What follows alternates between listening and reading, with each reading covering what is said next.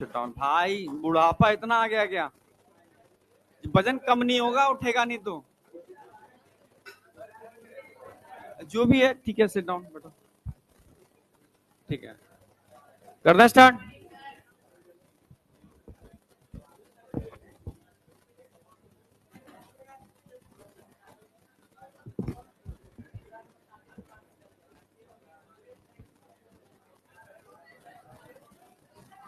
अरे यार,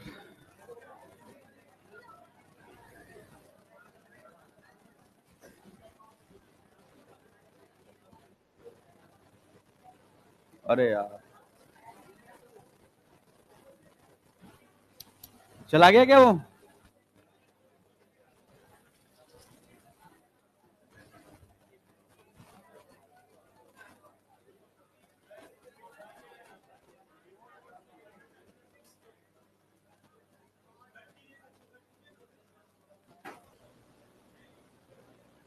हटा देना उसको। अरे यार,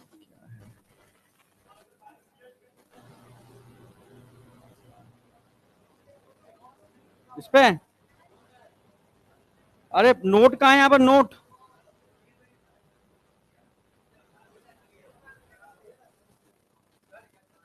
यार बुलाओ उनको, एक मिनट।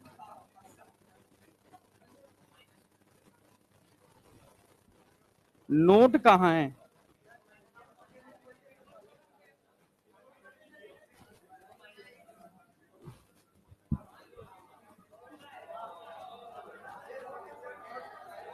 अरे हट गया वो, एक मिनट, है ना।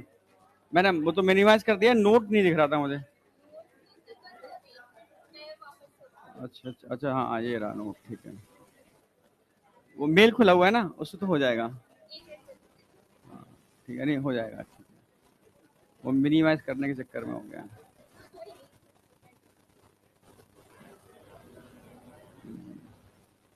बस, थैंक यू।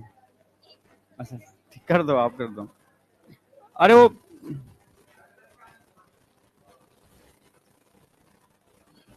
कोई नहीं, ठीक है, उसको मिनिमाइज कर दो वहां से। अच्छा अच्छा,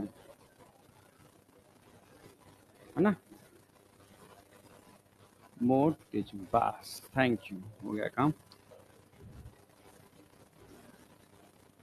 हाँ भाई।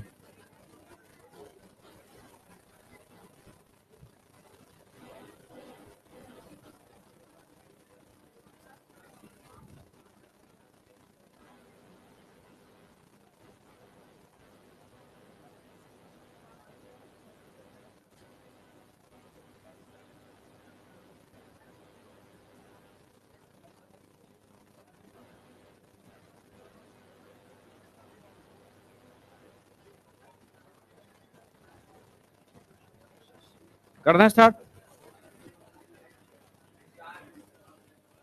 हाँ, सारे एक साथ आ गए, ये सही है। ठीक है, यहाँ वाले कहाँ चले गए? वहां पहुंच गए। ठीक है, तेरे नंबर कितने आए थे इस बार? अच्छा, अभी रिजल्ट नहीं आया, पिछली बार 600 कुछ थे। तेरे 600 कुछ थे। अभी यहाँ कोई था इसके 600 कुछ प्लस नंबर आए टेस्ट में? तेरे आए हैं? अच्छा, मुझे सुधांशु सर बता रहे थे। अरे अरे अरे अरे, बच्चे, अरे कोई बताओ यार, कौन सा?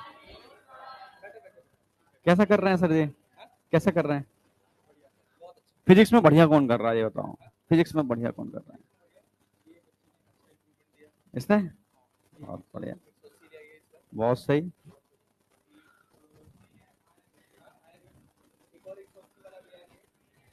अच्छा, दो। समझ गया, ठीक है। फिजिक्स में बढ़िया कर रही है ना? चल ठीक, मुझे फिजिक्स का। कौन सा? हाथ उठाओ। ये ठीक है, समझ गया समझ गया। ठीक है, डन।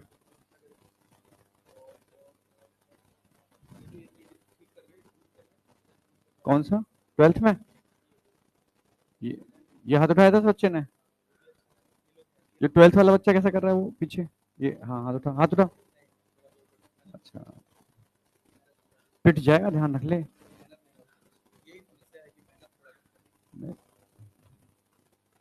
चलो ठीक है, ठीक है, ठीक है, ठीक है, ठीक, बहुत सही। वो अफजल कैसा कर रहा है? अब के नाम तेरा क्या है? फैजल। फैजल कैसा कर रहा है? ठीक है, अच्छा,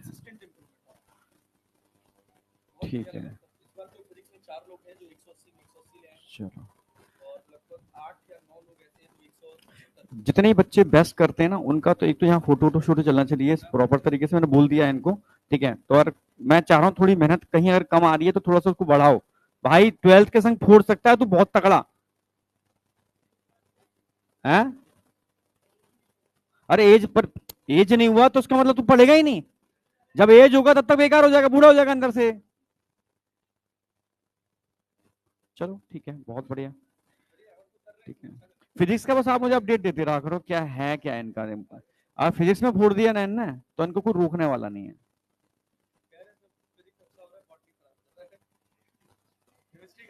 केमिस्ट्री खराब हो जा रहा है। केमिस्ट्री अभी इनका ऑर्गेनिक इनऑर्गेनिक चल रहा है ना, तो खराब के दो दो धुरंधर पढ़ा रहे हैं भाई। अच्छा, सिलेबस पूरा नहीं हुआ टेस्ट के हिसाब से। चलो कोई नहीं, तो वो एक अलग बात है फिर। है?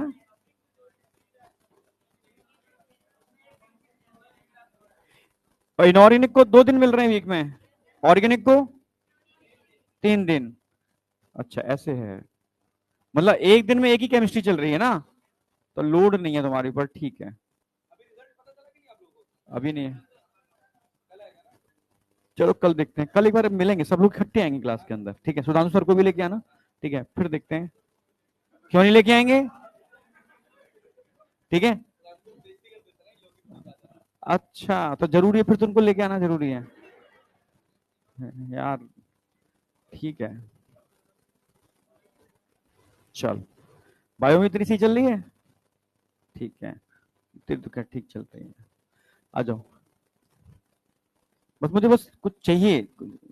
पर इसकी तो मैं सच कह रहा हूँ डंडे से पिटाई लगाऊंगा तो समझ ले तू, मैं लास्ट बार बोल रहा हूँ।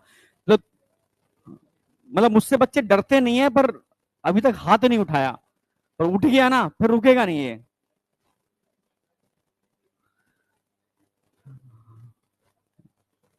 अब आ जाओ, एकदम फोकस करना, ठीक है।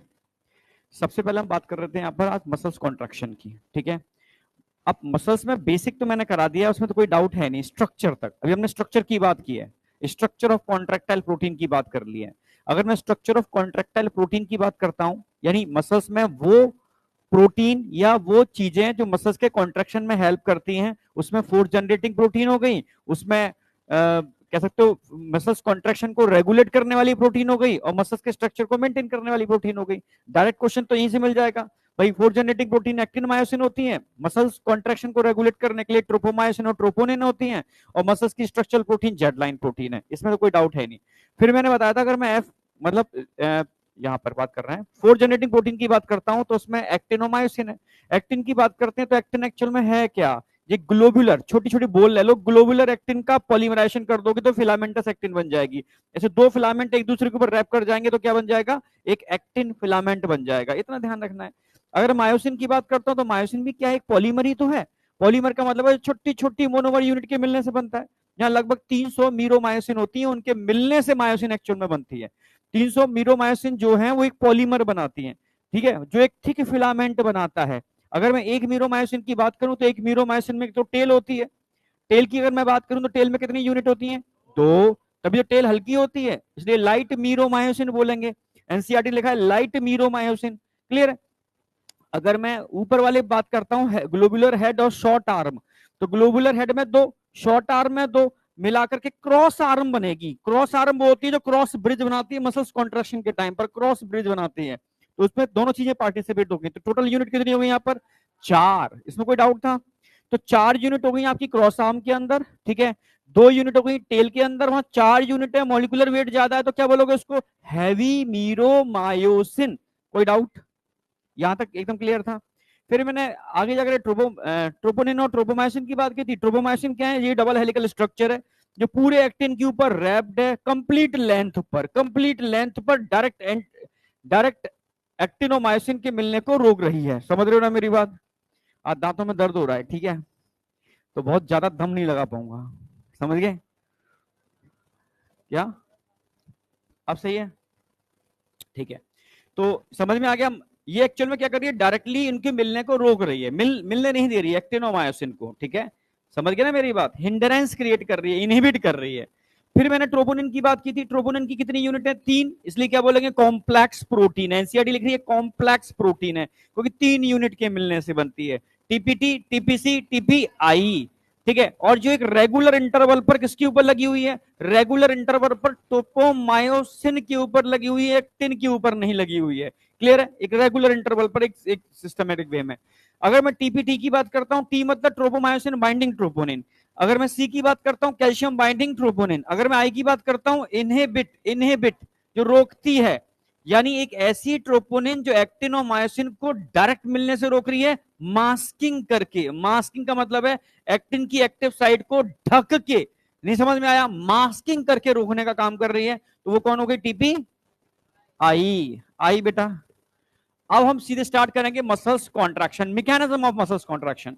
तो मैकेनिज्म कराने से पहले एनसीईआरटी में कुछ कुछ कंसेप्चुअल बातें बोली हैं उन्होंने, वो एक बार देखोगे कि भाई मसल्स कॉन्ट्रैक्शन का जो सिग्नल है, भाई मेरे दिमाग में आया कि मेरे हाथ के मसल्स कॉन्ट्रैक्ट होने चाहिए, तो सिग्नल जाएगा तभी तो कॉन्ट्रैक्शन की मैकेनिज्म होगी। तो सबसे पहले मैं न्यूरल सिस्टम की बात करता हूं। तो हमारा जो भी सिग्नल होता है कहां से चालू होता है? ब्रेन, सेंट्रल नर्वस सिस्टम, इसमें कोई डाउट? अब सेंट्रल नर्वस सिस्टम से भाई आप जानते हो न्यूरोमस्कुलर जंक्शन में सिर्फ एक ही टाइप के न्यूरॉन होते हैं, सेंसरी नहीं होते, एक ही टाइप के नर्व होते हैं, न्यूरॉन भी नहीं बोलेंगे, नर्व होते हैं। क्या बोलेंगे नर्व को? मोटर। अभी कई बच्चों को नहीं पता है, उसको समझाऊंगा अभी, एक मिनट ना। ये ऐसे थोड़ा बहुत तो स्ट्रक्चर ऑफ न्यूरॉन पढ़ा होगा बच्चे ने, यहां तक आया है क्योंकि 10th में भी स्ट्रक्चर ऑफ न्यूरॉन दे रखा है, थोड़ा बहुत तो पढ़ा होगा, है ना। मान लो ये साइटोन है उसका, मतलब ये मेन ऊपर वाला पार्ट है, सेल वाला पार्ट, न्यूक्लियस दिखा दे रहा हूं, ठीक है। तो एक्चुअल में अगर मैं बात करूं न्यूरोमस्कुलर जंक्शन, जंक्शन का मतलब है जहां पर मसल्स और न्यूरॉन आपस में जुड़ते हैं, उसको क्या बोलते हैं? न्यूरोमस्कुलर जंक्शन बोलते हैं। क्लियर? बिल्कुल। इस जंक्शन के अंदर हमेशा एक ही टाइप के न्यूरॉन होते हैं, मोटर न्यूरॉन। मोटर न्यूरॉन कौन से न्यूरॉन होते हैं? Motor, motor nerve. Sir motor के अलावा कोई और नर्व भी होते हैं? यस, सेंसरी नर्व भी होते हैं जो सिग्नल को लेकर के जा रहे हैं सीएनएस के पास, सेंसरी जो लेकर के आ रहे हैं सीएनएस से बॉडी पार्ट के पास, मोटर जो लाने और ले जाने दोनों का काम करते हैं, वो होते हैं मिक्स्ड। तो 3 प्रकार की नर्व होती हैं। नर्व समझते हो? Nerve is a bundle of neuron. Nerve क्या है? न्यूरॉन का बंडल। जैसे मानो ये केबिन है, ये तार दिख रहा है आपको, ये नर्व है, और इस तार को अगर खोलोगे तो अंदर छोटे छोटे तार और दिखेंगे ना, दिखेंगे ना। तो जो छोटे छोटे तार होंगे वो एक्चुअल में नर्व सेल हैं। नहीं आया क्या? नर्व सेल हैं यानी न्यूरॉन्स हैं। तुम समझ रहे हो क्या? है ना। तो पूरा बंडल जो बन गया तार का, वायर का जो पूरा बंडल बन रहा है, इस बंडल के अंदर बहुत सारे नर्व सेल या न्यूरॉन हैं। समझ में आया? और पूरे को मिलाकर के हम नर्व बोलेंगे। अब नर्व 3 प्रकार के हो सकते हैं, सेंसरी, मोटर या मिक्स्ड। अगर मैं तार को खोलूंगा, इस तार के अंदर, मोटे वायर के अंदर सारे वायर सिग्नल को लाने वाले हैं, सेंट्रल नर्वस सिस्टम जो सिग्नल को लाने वाले हैं, तो मोटर है। इसमें सारे वायर सिग्नल को लेके जाने वाले हैं, सिग्नल को लेके जाने वाले हैं, तो ये वायर कैसा वायर है? सेंसरी। हाँ, इसमें दोनों टाइप के न्यूरॉन है, लाने वाले भी हैं, लेके जाने वाले भी हैं, तो ये वायर कैसा है? मिक्स्ड। समझ में आया? तो कई बच्चे कंफ्यूज्ड होते हैं सेंसरी, मोटर और इसके अंदर, सर एक नर्व लेके भी जा रही है, लेके भी आ रही है, ऐसा कैसे पॉसिबल है? आप तो बोलते हो कि जो इंपल्स होते हैं यूनिडायरेक्शनल होते हैं, तो ऐसा आता है ना दिमाग में। हाँ, तो इसलिए बच्चों को बताना जरूरी होता है कि नर्व और न्यूरॉन में अंतर होता है, ठीक है। अगर मैं एक की बात, जैसे मैंने एक तो दिखा रहा हूं यहां पर, बंडल होगा इसका, ठीक है, ये एक नर्व है और नर्व में ढेर सारे न्यूरॉन होते हैं, नहीं आई क्या? ठीक है, सिग्नल को जो सेंट्रल नर्वस सिस्टम से सेंट्रल, ये आगे पढ़ाने वाला हूं अगले चैप्टर में, सेंट्रल नर्वस सिस्टम से बॉडी ऑर्गन तक ला रहे हैं मोटर, मोटर लेके जा रहे हैं सेंसरी, दोनों काम कर रहे हैं मिक्स्ड। थोड़ी समझ में आई बेसिक, मतलब बेसिक के बाद ही हम आगे बढ़ पाएंगे, ठीक है। चलो, एक बेसिक समझ में आया कि क्या होता है। अब मैं एक नर्व, एक न्यूरॉन दिखा रहा हूं, पर एक न्यूरॉन नहीं होगा, जहां बंडल ऑफ न्यूरॉन होंगे और मिलके क्या बनेगी, यहाँ पे एक नर्व बनेगी। जो नर्व कैसी होगी, ऑलवेज मोटर। न्यूरोमस्कुलर जंक्शन में ओनली एक ही प्रकार के नर्व मिलते हैं, मोटर। मोटर का मतलब है जो सेंट्रल नर्वस सिस्टम से सिग्नल को कहां लेकर के आ रहे हैं, अपने बॉडी ऑर्गन, और स्पेशली स्केलेटल मसल्स की बात चल रही है। यहां पर कौन सी मसल्स की बात चल रही है, स्केलेटल मसल्स की बात चल रही है। तो न्यूरोमस्कुलर जंक्शन में मोटर नर्व मिलते हैं, एक बात समझ में आ गई। ऑलवेज, कोई अपवाद, एक्सेप्शनल केस नहीं है, डायरेक्ट क्वेश्चन आएगा। न्यूरोमस्कुलर जंक्शन में ओनली और ओनली मोटर न्यूरॉन मिलते हैं, ठीक है, जो सिग्नल को कहां लेकर के आते हैं, towards muscles, towards muscles, always unidirectional, ऐसे कभी मूव नहीं करेगा। एक बात क्लियर हो गई। चलो, मान लो ये एक मसल्स है, कौन है, एक मसल्स है, ठीक है। मान लो ये एक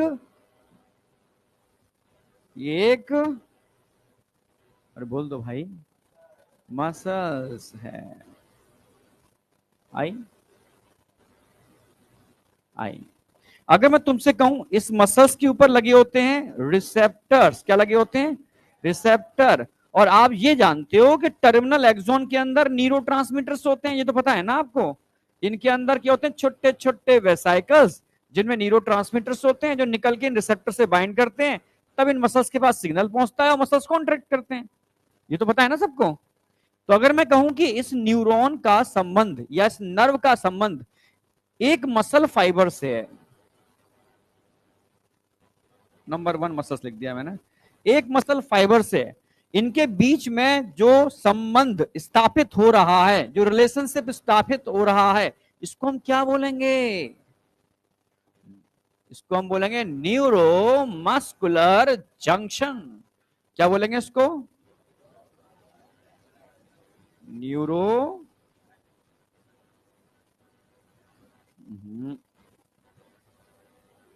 न्यूरो मस्कुलर जंक्शन। इसमें कोई डाउट है किसी को? अब एनसीईआरटी बोलती है एक्चुअल में क्या है ना, ये मोटर न्यूरॉन है। कौन सा न्यूरॉन है, मोटर। तो लास्ट में जो एक प्लेट जैसा स्ट्रक्चर बनेगा, इसको बोलते हैं मोटर एंड प्लेट। तो एक नाम और है उसका, इसी को क्या बोलते हैं, मोटर एंड प्लेट। अब ये बताओ, और लिखा है मैंने, यानी ये या ये, आई या नहीं आई? पर एक्चुअल में एक न्यूरॉन के बहुत सारे टर्मिनल एंड होते हैं, एक थोड़ी ना होगा, बहुत सारे टर्मिनल एंड होंगे, नहीं आई क्या, आ रही है ना। अब टर्मिनल एंड बहुत सारे हैं, तो बहुत सारी ये मसल से भी जुड़े होंगे, हाँ या ना? बस तुम यस सर बोलते आओ, मैं मोटिवेट रहूंगा, ठीक है। और झूठ बोलोगे तो तुम डिमोटिवेट हो जाओगे। अब भाई ये दूसरी मसल्स है, मसल्स नंबर 2, मसल्स नंबर 2, ये मसल्स नंबर 3 मान लो, ठीक है। तो अगर मैं तुमसे कहूं कि ये एक मोटर नर्व कई मसल से एक साथ जुड़ती है, तो इस सबको मिलाने से जो एक पूरा कॉम्बिनेशन बन रहा है, इन सबको मिलाने से जो एक कॉम्बिनेशन बन रहा है, इस कॉम्बिनेशन को हम क्या बोलेंगे, एक यूनिट बन रही है, एक यूनिट बन रही है, तो उसको क्या बोलेंगे हम, मोटर यूनिट। क्या बोलेंगे उसको, मोटर यूनिट।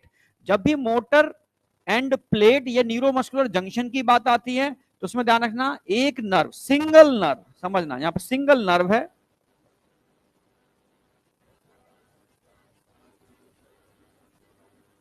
ये पेयर कर रही है सिंगल मसल्स के साथ।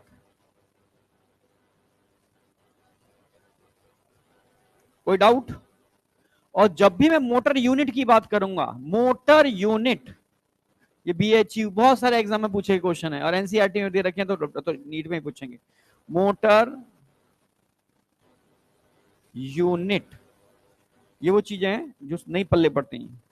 मोटर यूनिट, अगर मोटर यूनिट की बात करते हैं तो यूनिट का मतलब है, समझना मेरी बात, या पूरे एक यूनिट मिलकर के एक यूनिट बना रहे हैं सारे के सारे, तो मोटर यूनिट में क्या हो जाएगा, सिंगल नर्व हो जाएगी। ये किसके संग पेयर करेगी, group of muscle fibre, group of muscle fibre. अब ये बताओ, ये तुम याद रख पाओगे, मोटर यूनिट, न्यूरोमस्कुलर जंक्शन और मोटर एंड प्लेट में अंतर क्या होता है? ये तीन चीजें समझनी है। एक न्यूरॉन एक मसल फाइबर के संग संबंध स्थापित करता है, रिलेशनशिप करता है, तो इसको हम बोलते हैं न्यूरोमस्कुलर जंक्शन या मोटर एंड प्लेट। जब यही चीज ग्रुप ऑफ मसल फाइबर के संग, उसे एक न्यूरॉन की और ग्रुप ऑफ मसल फाइबर के संग कनेक्शन हो रहा है, तो उसको हम मोटर यूनिट बोलते हैं। यूनिट ऐसे याद रखना, यूनिट बोला था सर ने, यूनिट का मतलब मिलकर के एक यूनिट बना रहे हैं, मिलकर के एक यूनिट बना रहे हैं, नहीं यार ग्रुप की बात आ गई। लिख डालो जल्दी से, तेजी से।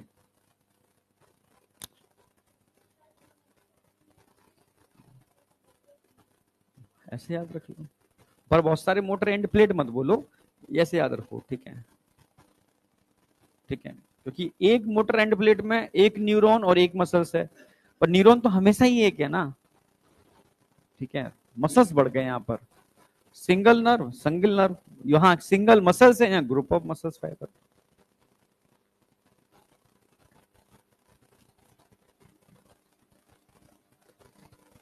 फटाफट लिखो।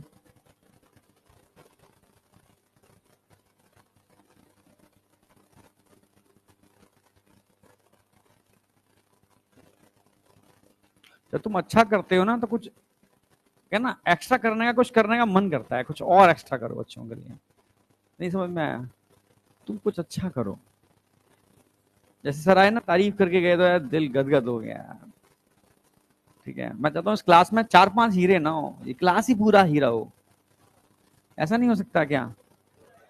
और मक्कारी करोगे पिटोगे, मैं सच कह, तुम सीरियस क्यों नहीं हो रहे हो यार? तुम यहाँ पर हो तो कुछ ना कुछ सोच के तो हो भाई। मम्मा पापा के पास फालतू का पैसा पड़ा है, 2 नंबर का भी ढेर सारा, टाइम पास करने भेज दिया है, तो मुझे बता दो चुपचाप से, आगे मैं तुमसे छेड़ूंगा ही नहीं, बोलूंगा नहीं, मस्त तुम बैठो एक कोने में जहां तुम्हें मन मन में आए, मैं नहीं छेड़ूंगा। और नहीं है तो ऐसा तो, क्योंकि बिहार का मतलब है परिश्रम, यहाँ जो बच्चा है तो वो मतलब साधारण बच्चा नहीं है, मेहनती है बहुत ज्यादा। उसके बाद मक्कारी करोगे तो सब कचड़ा हो जाएगा सारा।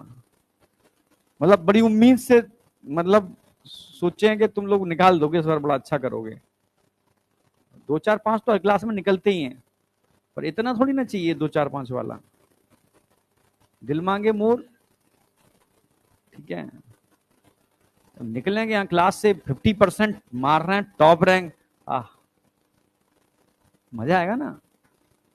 इसको समझा, उसको तो बहुत पिटेगा ये तो, मैं सच कह रहा हूँ, तू समझ नहीं रहा है तू। मैं ऐसे कई बच्चे देखे हैं जो उनकी एज अंडर एज थी, उन्होंने तैयारी चालू की, ठीक है, और बर्बाद कर दिया समय सारा का सारा, अंडर एज है, मैं पेपर थोड़ा दूंगा अभी, मैं मस्ती कर रहा हूँ। क्योंकि फिर बाद में जब तू पढ़ेगा ना तो लगा ये तो पढ़ा हुआ है मेरा, तो ना तेरा पढ़ने में मन लगेगा और कंपटीशन टफ हो जाएगा। तो कोशिश कर इस बार बेहतरीन तरीके से, एग्जाम तो तू देगा, कोई दिक्कत नहीं देने के अंदर, ठीक है, उसमें डाल दी जाती है एज, ठीक है, समझ रहे हो ना मेरी बात?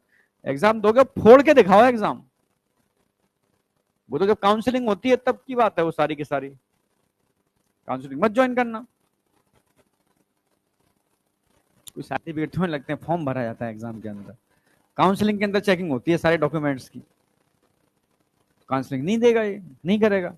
हाँ, अगर ऐसा होता कि एग्जाम 3 ही बार देना है, 2 ही बार देना है, तो नहीं देता ये। नीट में तो ऐसा है नहीं।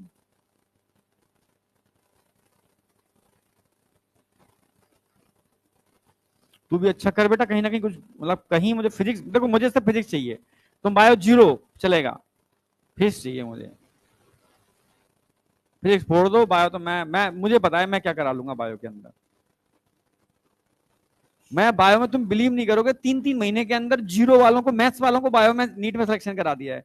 वो एम्स के अंदर, उस समय एम्स होता था, 3 महीने के अंदर बायो पढ़ा करके, मात्र सिर्फ 3 महीने। मैथ्स का बच्चा था, इंजीनियरिंग की तैयारी कर रहा था, उसकी बस फिजिक्स अच्छी थी, केमिस्ट्री ठीक थी, मैंने 3 महीने दे दे, बहुत 3 महीने बहुत है। ये दिल्ली एम्स के अंदर, दिल्ली का ही बच्चा था, उसका चिराग दिल्ली का। बस मुझे बस एक डर बस फिजिक्स का रहता है कि क्योंकि फिजिक्स तुम्हारे फोबिया है, जबकि फिजिक्स कुछ भी नहीं है, ठीक है। उस फोबिया निकल गया तुम्हारा और तुमने थोड़ा प्रैक्टिस करना चालू कर दिया, और फिर फिजिक्स 10 दिन में नहीं होती, 15 दिन में नहीं होती, फिजिक्स 1 महीने में नहीं होती, समय चाहिए होता है ना फिजिक्स के लिए, धीरे धीरे धीरे प्रैक्टिस चाहिए होती है, वो तुम अभी समय दो और तुम फिजिक्स करते जाओ साथ में, सब हो जाएगा। केमिस्ट्री ऑर्गेनिक बढ़िया चल रही है, इनऑर्गेनिक बढ़िया चल रही है? ऑर्गेनिक वाले हाथ उठाओ, इनऑर्गेनिक वाले हाथ उठाओ। हाँ, इनऑर्गेनिक में हाथ क्यों नहीं उठे जाता?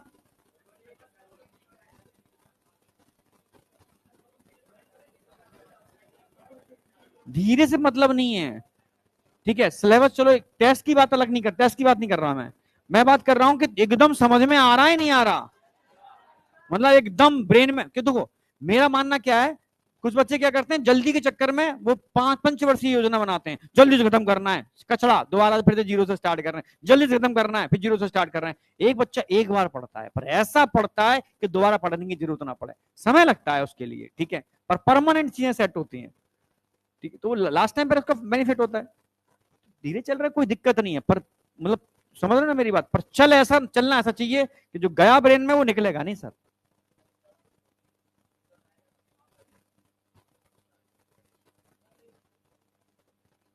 इनऑर्गेनिक का अभी कौन सा चल रहा है? पीरियोडिक टेबल थोड़ा बड़ा है,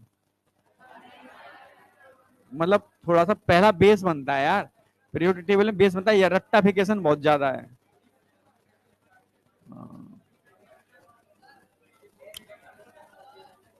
चलो अब चलेगा, ये हो गया क्या? ये हो गया क्या? क्या चीज?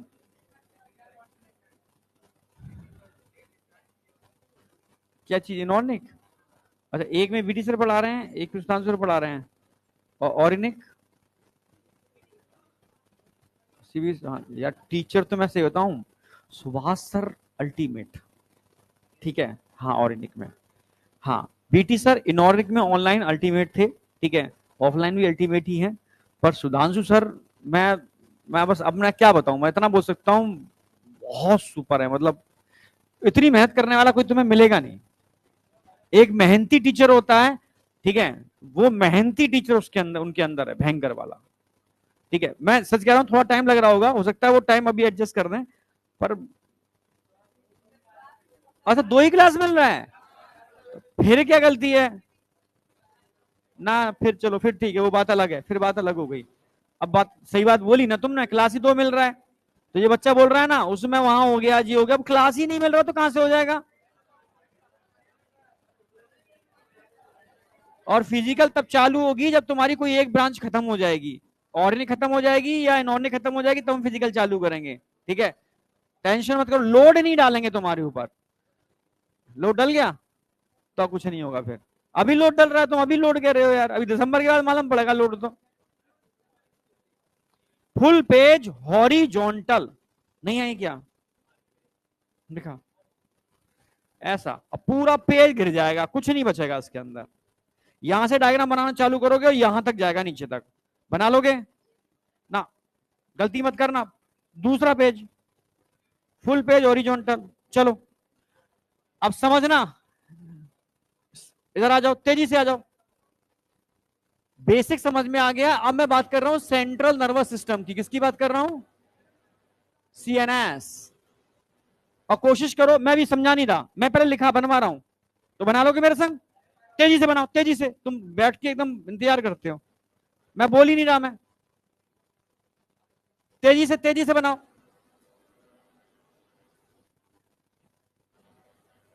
इस डायग्राम में सब कुछ होगा, पूरे सारे क्वेश्चन इजी सॉल्व हो जाएंगे।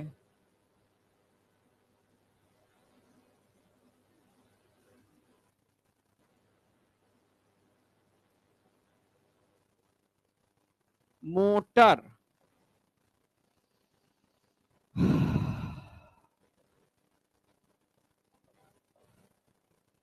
यार मैं चुप हूं, तुम बोलना चालू कर देते हो, क्या मतलब है?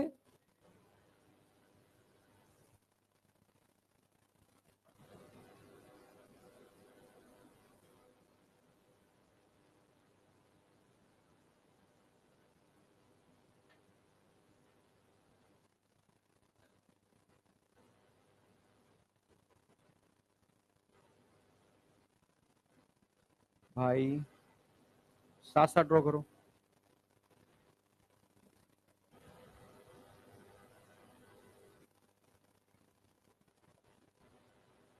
ओह,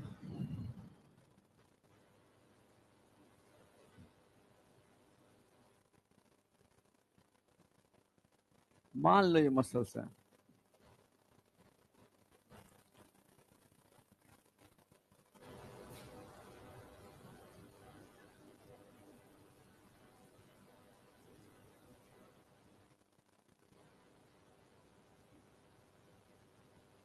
साथ ड्रॉ करो।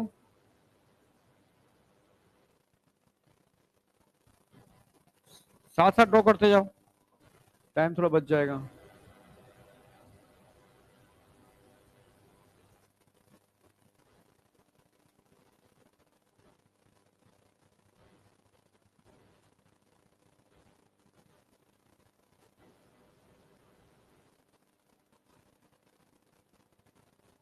हाँ बेटा। और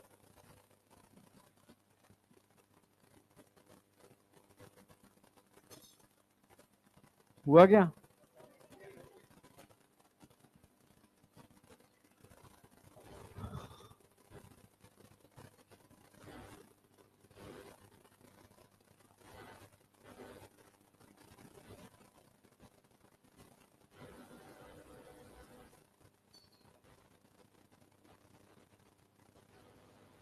अरे यार,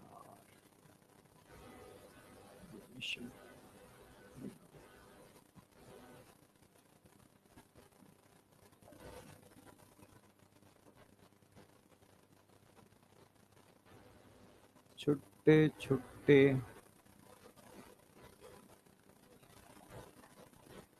वेसिकल्स।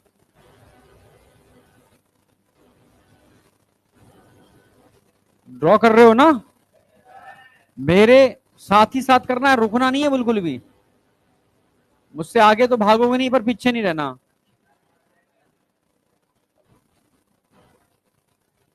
ना कुछ नहीं करूंगा अब, बिल्कुल जो बन गया वो बन गया। समझ गया, तुम सोचते होगे यार।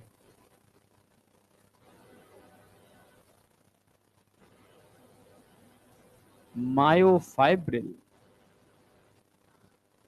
और Z lines, light and dark band. तुम पता नहीं क्या बतियाते हो यार।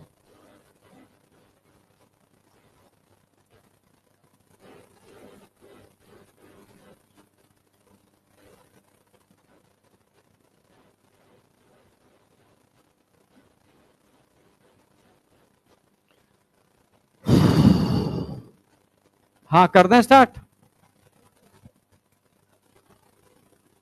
Neuro transmitters.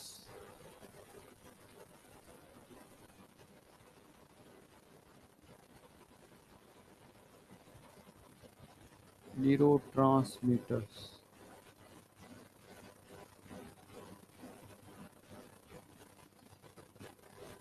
रिसेप्टर्स।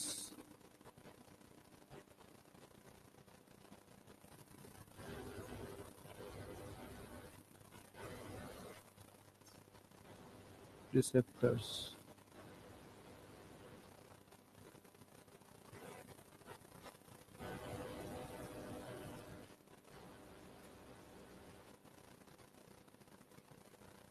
बना लोगे आप?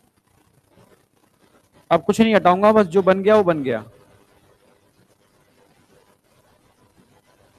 ये सब कैल्शियम भर दिया है मैंने इन ट्यूब्स के अंदर, बहुत सारा कैल्शियम।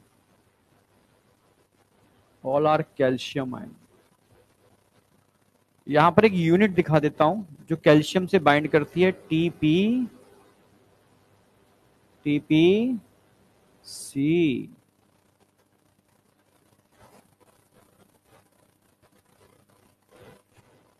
टीपीसी। ये जो है वो मायोफाइब्रिल है। मायो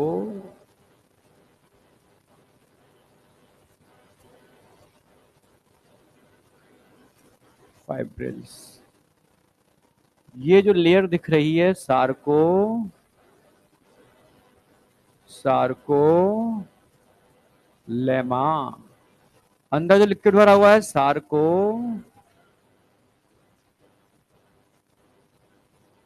प्लास। सार्कोलेमा की फोल्डिंग से कुछ ट्यूब्स बन रहे हैं, क्या बोलेंगे इनको? टिट्यूब्यूल्स। टी, और अंदर जो दिख रहा है इसको बोलेंगे सार्कोप्लाज्मिक रेटिकुलम।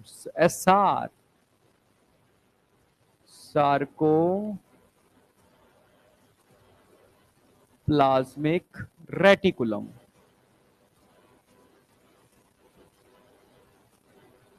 सार्कोप्लाज्मिक रेटिकुलम की फोल्डिंग से जो ट्यूब्यूल्स बन रहे हैं क्या बोलेंगे इनको? एल, ट्रांसवर्स लेटरल इसलिए बोलते हैं, ठीक है, ट्यूब्यूल।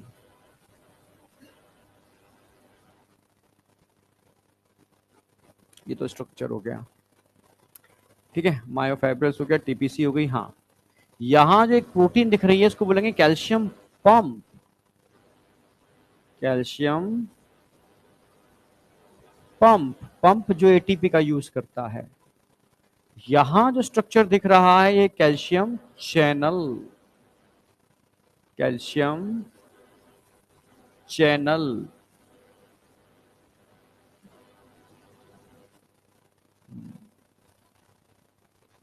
ये जो रिसेप्टर्स दिख रहे हैं वो एक्चुअल में क्या है? एसिटाइल कोलिन के रिसेप्टर्स हैं, इनको सोडियम रिसेप्टर्स, सोडियम चैनल्स बोलते हैं। Sodium channels.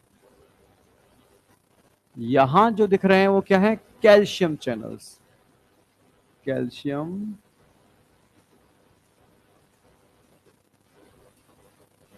चैनल्स।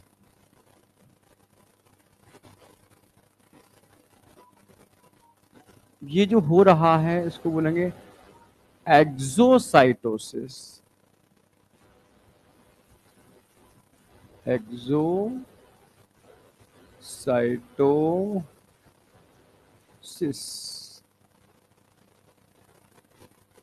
किसकी हो रही है exocytosis? Neurotransmitter. Neuro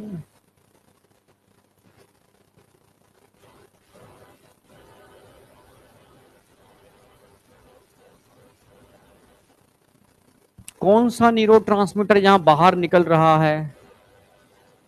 acetyl खोलीन।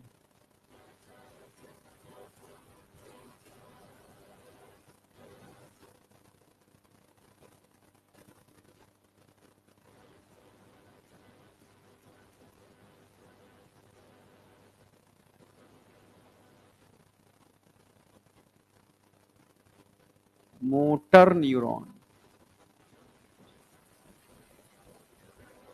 Motor nerve.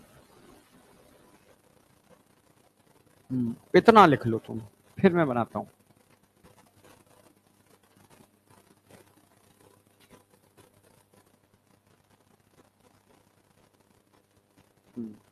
ठीक है, हो गया।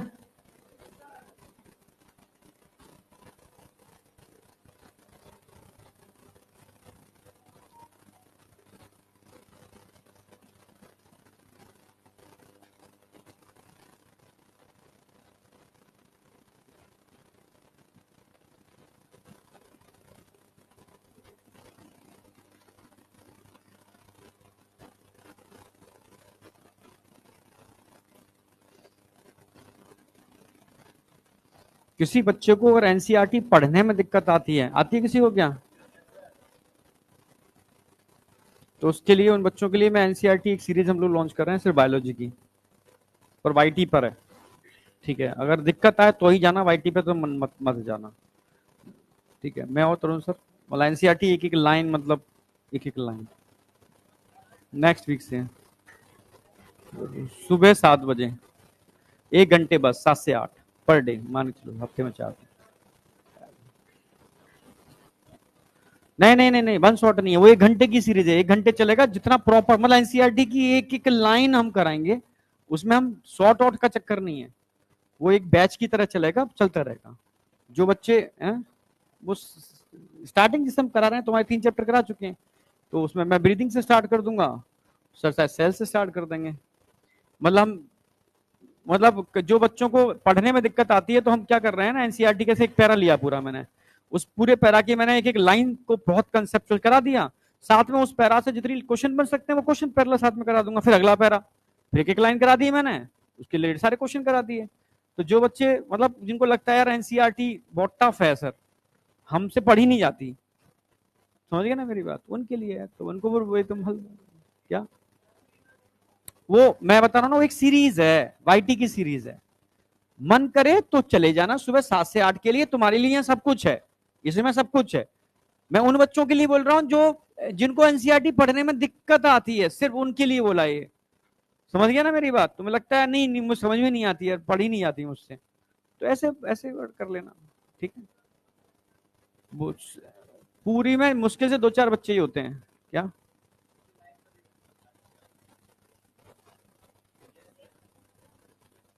यहाँ कौन आ जाएगा सुबह 7 बजे, 8 बजे तो सब लोग आते हैं, आ जाते हो 7 बजे।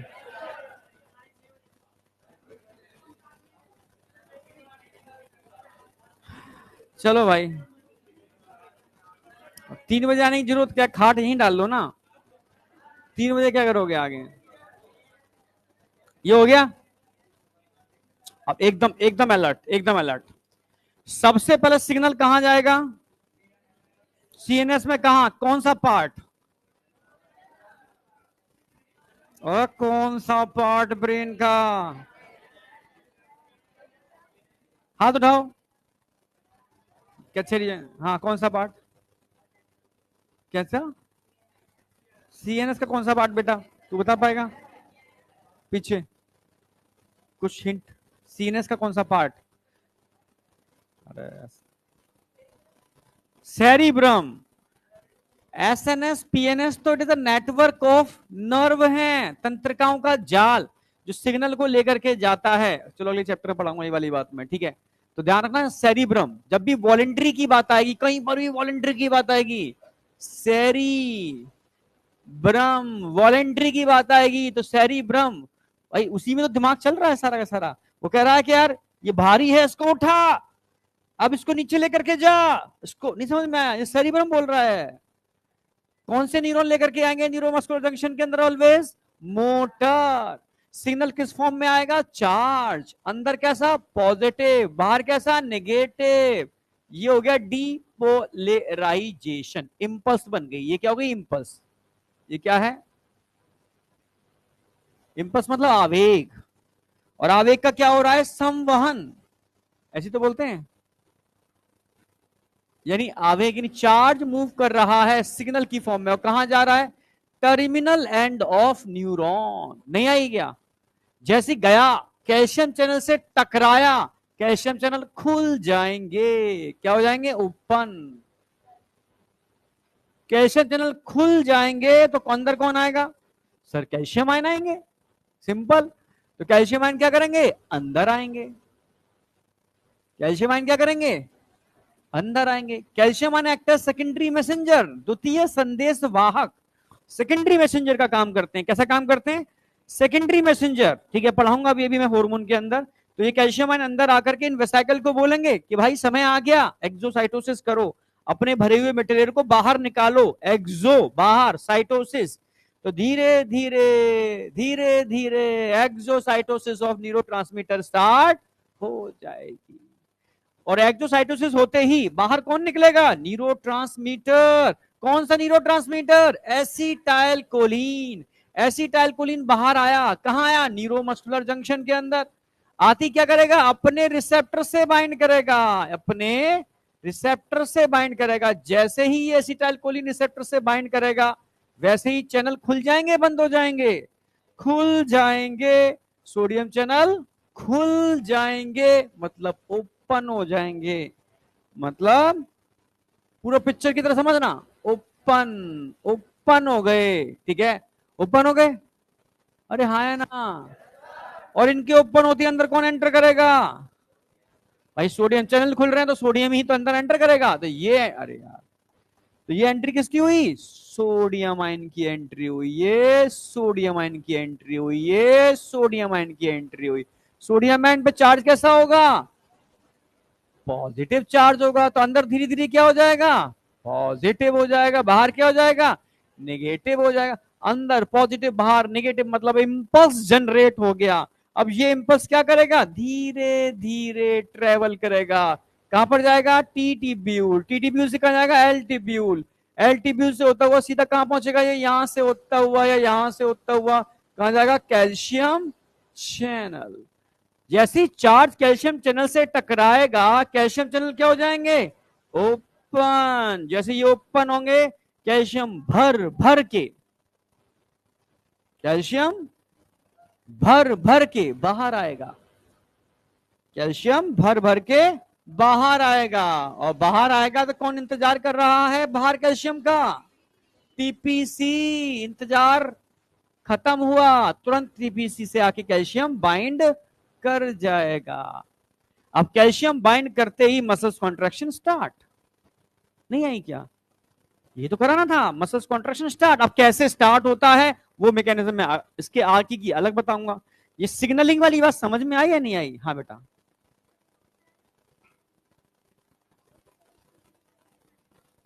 एसिटाइलकोलिन एक न्यूरोट्रांसमीटर होता है, एक हार्मोन होता है। ये हार्मोन निकलेगा, अपने रिसेप्टर से बाइंड करेगा, रिसेप्टर से इसके बाइंड करते रिसेप्टर खुल जाएंगे। खुलते ही बाहर सोडियम आयन भरे पड़े थे, अरे खुल गया, अंदर चलो, अंदर आने चालू हो जाए।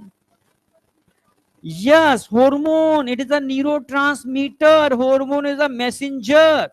जो पर्टिकुलर रिसेप्टर से बाइंड करके अपना काम करते हैं, वो मैसेंजर्स हैं। समझे? अब देखो मैं इसको 1 2 3 में तोड़ रहा हूं। इसमें तोड़ रहा हूं 1 2 3, जिससे कि कई बच्चों को 1 2 3 से समझ में आ जाता है। जैसे मान लो पहली प्रक्रिया क्या हो रही है? सिग्नल जा रहा है, इंपल्स जा रहा है। कहां जा रहा है? कैल्शियम चैनल के पास। तो कैल्शियम चैनल क्या कर जाएंगे? खुल जाएंगे। क्या होगी? Opening of calcium channel. Calcium channel के खुलते ही कैल्शियम की क्या होगी? एंट्री। कैल्शियम कहां करेगा? अंदर आएगा। कैल्शियम अंदर आएगा तो उससे क्या होगा? Exocytosis of neurotransmitter. जैसे ही न्यूरोट्रांसमीटर से एक्सोसाइटोसिस होगी तो ये एसिटाइलकोलिन कहां निकलेगा? बाहर। बाहर आ गया एसिटाइलकोलिन, बाहर आ गया, आ गया बाहर। जैसे एसिटाइलकोलिन बाहर आएगा तो किससे बाइंड करेगा? Sodium channel. बाइंड करते ही सोडियम चैनल क्या कर जाएंगे? खुल जाएंगे। Opening of sodium channels. Sodium channels की ओपनिंग होते ही क्या जनरेट होगा? इंपल्स जनरेट होगा अंदर। 7th नंबर पे मैं चार्ज दिखा देता हूं। इंपल्स जनरेट होते ही ट्रेवल करेगा, ट्रेवल करके कहां जाएगा? Calcium channel. अब कैल्शियम चैनल क्या करेंगे? खुल जाएंगे। कैल्शियम चैनल के खुलते ही कैल्शियम बाहर, कैल्शियम बाहर। और कैल्शियम बाहर आते ही किससे बाइंड करेगा कैल्शियम? टीपीसी। और बाइंड करते ही यहां पर क्या हो जाएगा? Muscles contraction start. आई या नहीं आई?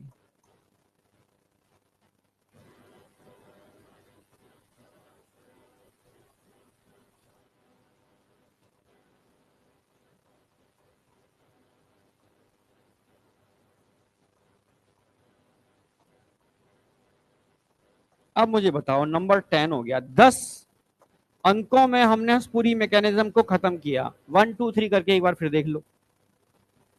हाँ बेटा, हाथ उठाओ, कौन बोल रहा है? हाँ, जोर से वो अभी बताऊंगा, वो उसका रूल अभी नहीं बताया मैंने। अभी कॉन्ट्रैक्शन की मैकेनिज्म बताइए, कॉन्ट्रैक्शन तक बताओ।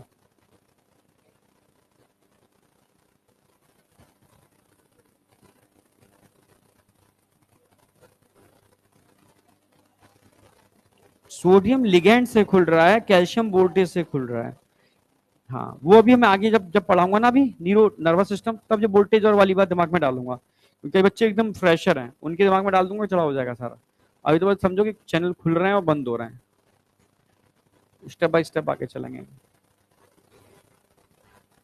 बोलो पिक्चर की तरह समझना कि भाई सीएनएस से इंपल्स जनरेट हुआ, इंपल्स टर्मिनल एक्सोन में आया, टर्मिनल एक्सोन के कैल्शियम चैनल से टकराया, कैल्शियम चैनल से टकराते ही कैल्शियम चैनल खुल गए, कैल्शियम अंदर आया, कैल्शियम ने एक्सोसाइटोसिस कराई, न्यूरोट्रांसमीटर बाहर निकल गया, बाहर निकलते ही बाइंड करेगा सोडियम चैनल से, सोडियम चैनल से बाइंड करते ही क्या होगी, सोडियम चैनल्स खुल जाएंगे, खुलते ही सोडियम की एंट्री होगी, एंट्री होते ही भाई पौड़े अंदर इम्पल्स जनरेट हो जाएगा, पौड़े पौड़े चार्ज हो जाएगा। अब वो इम्पल्स कहां जाएगा, अंदर सार्कोप्लाज्मिक रेटिकुलम पर जो कैल्शियम चैनल पड़े थे उनसे टकराएगा, कैल्शियम चैनल अंदर वाले खुल जाएंगे और कैल्शियम बाहर निकलना चालू हो जाएगा। बाहर कहां, सार्कोप्लाज्म में, अंदर सार्कोप्लाज्म है, सार्कोप्लाज्म में कौन से फाइबर फ्लोट करते हैं, मायोफाइब्रिल, उनमें क्या लगा होता है, टीपीसी, तुरंत बाइंड करेगा, मसल्स कॉन्ट्रेक्शन स्टार्ट। अब अंदर की मैकेनिज्म क्या है, कैसे कॉन्ट्रेक्शन स्टार्ट होता है, ये पूरा अलग से समझाऊंगा डिटेल में। अब बताओ क्या समझ में नहीं आया।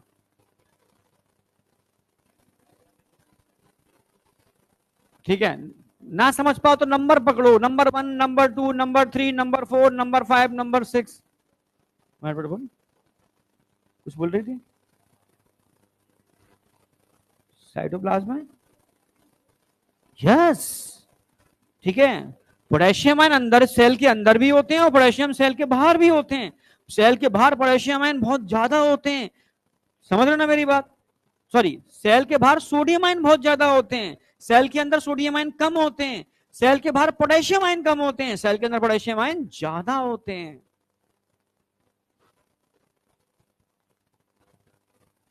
ये अभी नर्वस सिस्टम वाले चैप्टर में सारा concept, ion channel, voltage gated, ligand gated, सारे करा दूंगा वहां पर।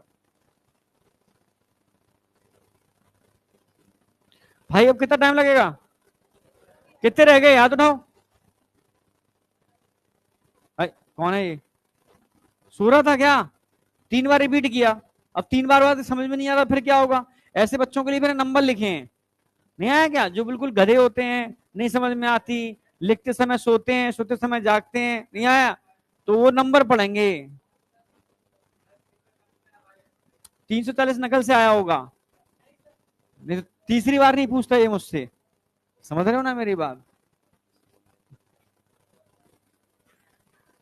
चल फिर से बता देता हूं एक बार, ठीक है, पर अलर्ट रहा करो, मौका लाइफ में बार बार नहीं मिलता।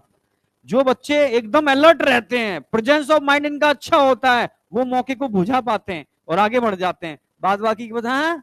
फिर से बताना एक बार जरा, निकल गया मैं तो, रह गई मैं तो, ठीक है।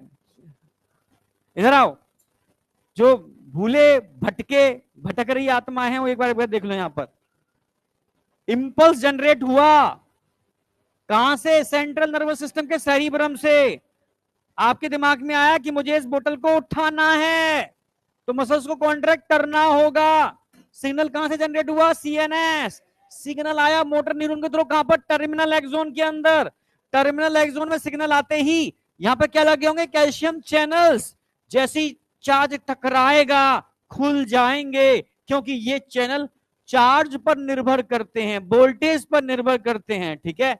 जैसे मेम्ब्रेन का पोटेंशियल चेंज हुआ और चार्ज यहां टकराया, खुल जाएंगे, नंबर 2, खुलते ही कैल्शियम की एंट्री होगी, नंबर 3, कैल्शियम एक्सोसाइटोसिस करा देगा, न्यूरोट्रांसमीटर को बाहर फ्यूज करा देगा, ये बाहर निकलना चालू हो जाएगा, नंबर 4, बाहर जाते ही कौन निकलेगा, एसिटाइल कोलिन, किससे बाइंड करेगा, सोडियम चैनल से, सोडियम चैनल्स खुल जाएंगे, खुल गए, खुलते ही सोडियम की क्या होगी, एंट्री, सोडियम की एंट्री, अंदर होते ही अंदर पॉजिटिव बाहर नेगेटिव, इंपल्स जनरेट हो गया, सीधा इंपल्स कहां जाएगा, इन टी टिब्यूल्स के पास, टी टिब्यूल से कहां जाएगा, एल टिब्यूल्स के पास, एल टिब्यूल से टकराते हुए कहां जाएगा, कैल्शियम चैनल्स के पास, कैल्शियम चैनल खुल जाएंगे। और ध्यान रखना, L tubule is a store house,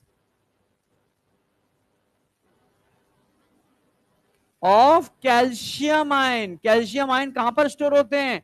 इन्हीं एल ट्यूब्यूल्स के अंदर होते हैं। सारा का सारा कैल्शियम बाहर निकलना चालू कर देगा। बाहर इस फ्लूइड में कौन फ्लोट कर रहा है? मायोफाइब्रिल। कैल्शियम मायोफाइब्रिल के टीपीसी से बाइंड करेगा, मसल्स कॉन्ट्रैक्शन स्टार्ट। अब आई नहीं आई? अब आई? इससे पहले नहीं आई थी? हैं? चलो भाई आई, बस ये समझ में आया। अब मसल्स कॉन्ट्रैक्शन चालू थोड़ा रहेगा भाई। मैंने बोतल को उठाया, अरे बहुत भारी है भाई ये तो बच गई। बोतल को उठाया, अब उठाए थोड़ा रहूंगा, रखूंगा भी तो सही। नहीं आया क्या? भाई मूवमेंट अगर होगा तो रिलैक्स भी तो करेगा मसल्स। अब रिलैक्स कब करेगा भाई? जितना कैल्शियम बाहर आया, तू अंदर जा पहले तो। सर मैं अंदर तब जाऊंगा, पहले यहां से एसिटाइलकोलिन को कहो आना बंद कर दे। ठीक है, तो ठीक है भाई, एक काम करते हैं, एसिटाइलकोलिन को कहते हैं कि तुम अंदर जाओ। एसिटाइलकोलिन कहेगा मैं अंदर नहीं जा सकता, तुम मुझे मारना है मार दो, तोड़ दो, ब्रेक कर दो। तो तुरंत ही इसका ब्रेक डाउन होगा। क्या होगा? Break down.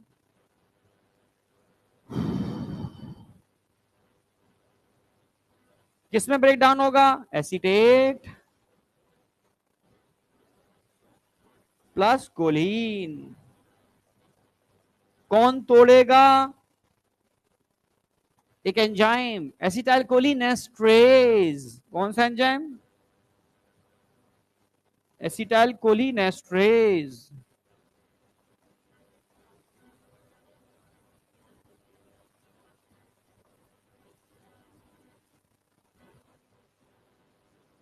Acetylcholine esterase enzyme तोड़ देगा एसीटेट और कोलिन के अंदर, यानी यहां से इसका इफेक्ट खत्म हो गया। ठीक है? अरे हाँ या ना? ये इसको डाल सकते हो नंबर 11। और क्या होगा? Activation of calcium pump. Activation of calcium pump, समझना।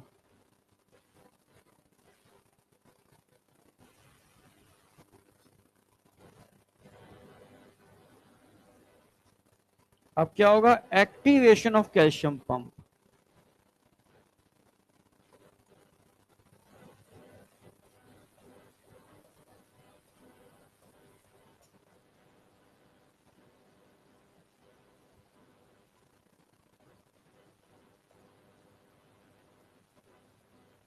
पंप है, एटीपी यूज करेगा कंसंट्रेशन ग्रेडियंट के अपोजिट। अब ये पंप क्या काम करेगा? सारे के सारे कैल्शियम को वापस अंदर भेजेगा। सारे के सारे कैल्शियम को वापस अंदर भेजेगा कि भाई अंदर जाओ। नहीं आया क्या? कैल्शियम पंप है ना, पंप कंसंट्रेशन ग्रेडियंट के अपोजिट काम करते हैं। सारे के सारे कैल्शियम को अंदर भेज देंगे। जब कैल्शियम अंदर जाना चालू हो जाएगा तो मसल्स क्या हो जाएगी? रिलैक्स। क्या हो जाएगी? रिलैक्स। नहीं आई? और जैसे ही मसल्स रिलैक्स होगी तो कैल्शियम रिमूव फ्रॉम टीपीसी। समझ रहे हो? और जो मास्किंग थी वापस आ जाएगी, मतलब मास्किंग फिर से हो जाएगी। Masking of active side of actin, muscles relax कर जाएगी। यानी अगर एक लाइन में कहा जाए तो मैं हटा रहा हूं उसको। अरे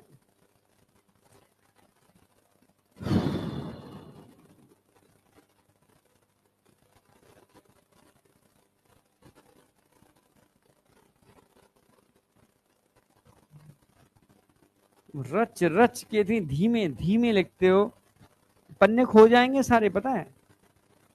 खो जाएंगे। हैं? कुछ नहीं होता, पिंचिंस लास्ट में से एक साल बाद सब खो जाते हैं। नोटबुक बनाओ प्रॉपर, स्पाइरल वाली बुक बनाओ, ऐसे नोटबुक। हाँ तो वही सही है। हाँ हो गया। हाँ बेटा।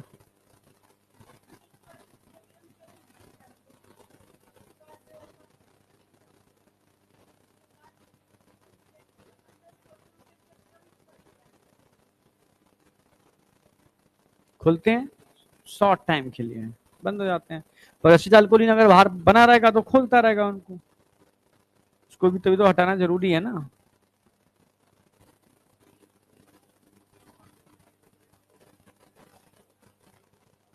अभी बताऊंगा एटीपी, ये एटीपी काम नहीं आएगा, एटीपी बताऊंगा अभी। ये तो पंप है, पंप तो हमेशा कंसंट्रेशन ग्रेडियंट के अपोजिट काम करते हैं। रिलैक्सेशन में नहीं बोलोगे, हमेशा कैल्शियम को हटाने में मतलब उसको टर्म, ऐसे तो बॉडी के अंदर हर चीज एक्टिव हो रही है, ऐसे समझ रहे हो, तो उस पर क्वेश्चन कभी नहीं आएगा। उस लेवल पे सोचोगे तो क्वेश्चन गलत कर दोगे, ज्यादा दिमाग लगाने से भी क्वेश्चन गलत हो जाते हैं। क्वेश्चन अभी एनसीईआरटी के अकॉर्डिंग लेके चलो, ठीक है। मसल्स रिलैक्स करती है पैसिव, कॉन्ट्रैक्ट करती है तो एक्टिव। तो हमेशा कोई मसल्स रिलैक्स करती है तो उसमें भी तो एटीपी यूज होती है। कॉमन कॉमन मसल्स भी रिलैक्स करती है, कॉमन स्केलेटल मसल्स, तो उसमें भी एटीपी यूज होती है, ठीक है। कैल्शियम पंप तो भी चलेगा तो एटीपी, जैसे बॉडी में कुछ ना कुछ चल ही रहा है। हमारे डेथ होने के बाद ही मैकेनिज्म चल रही है। आपको यार हम तो मर गए, आप क्या मैकेनिज्म चल रही है? यस, एपोप्टोसिस की मैकेनिज्म चल रही है, ठीक है। हाँ, कैल्शियम चैनल उतनी देर खुलते हैं जितनी देर चार्ज चेंज होता है, बस। हाँ बेटा, मैं आगे बढ़ रहा हूं, जगह है क्या? है।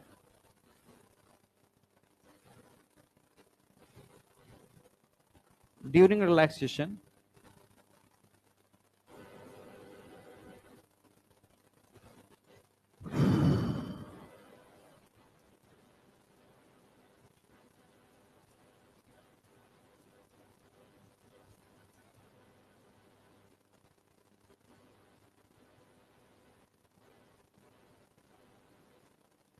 ड्यूरिंग रिलैक्सेशन तीन काम होंगे। पहला क्या होगा? Break down of, break down of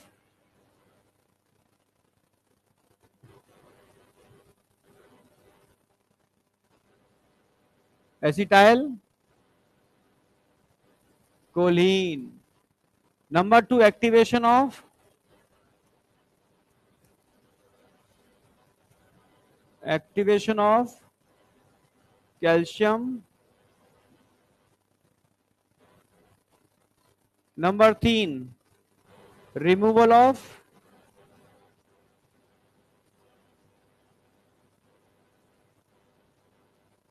calcium from TPC. और इसके बाद क्या होगा अगला? एक और ऐड कर देता हूं मैं, masking of active site of actin, या myosin binding site of actin, ऐसे भी कह सकते हो, ठीक है। एक्टिव साइट ऑफ एक्टिन या myosin binding site of actin.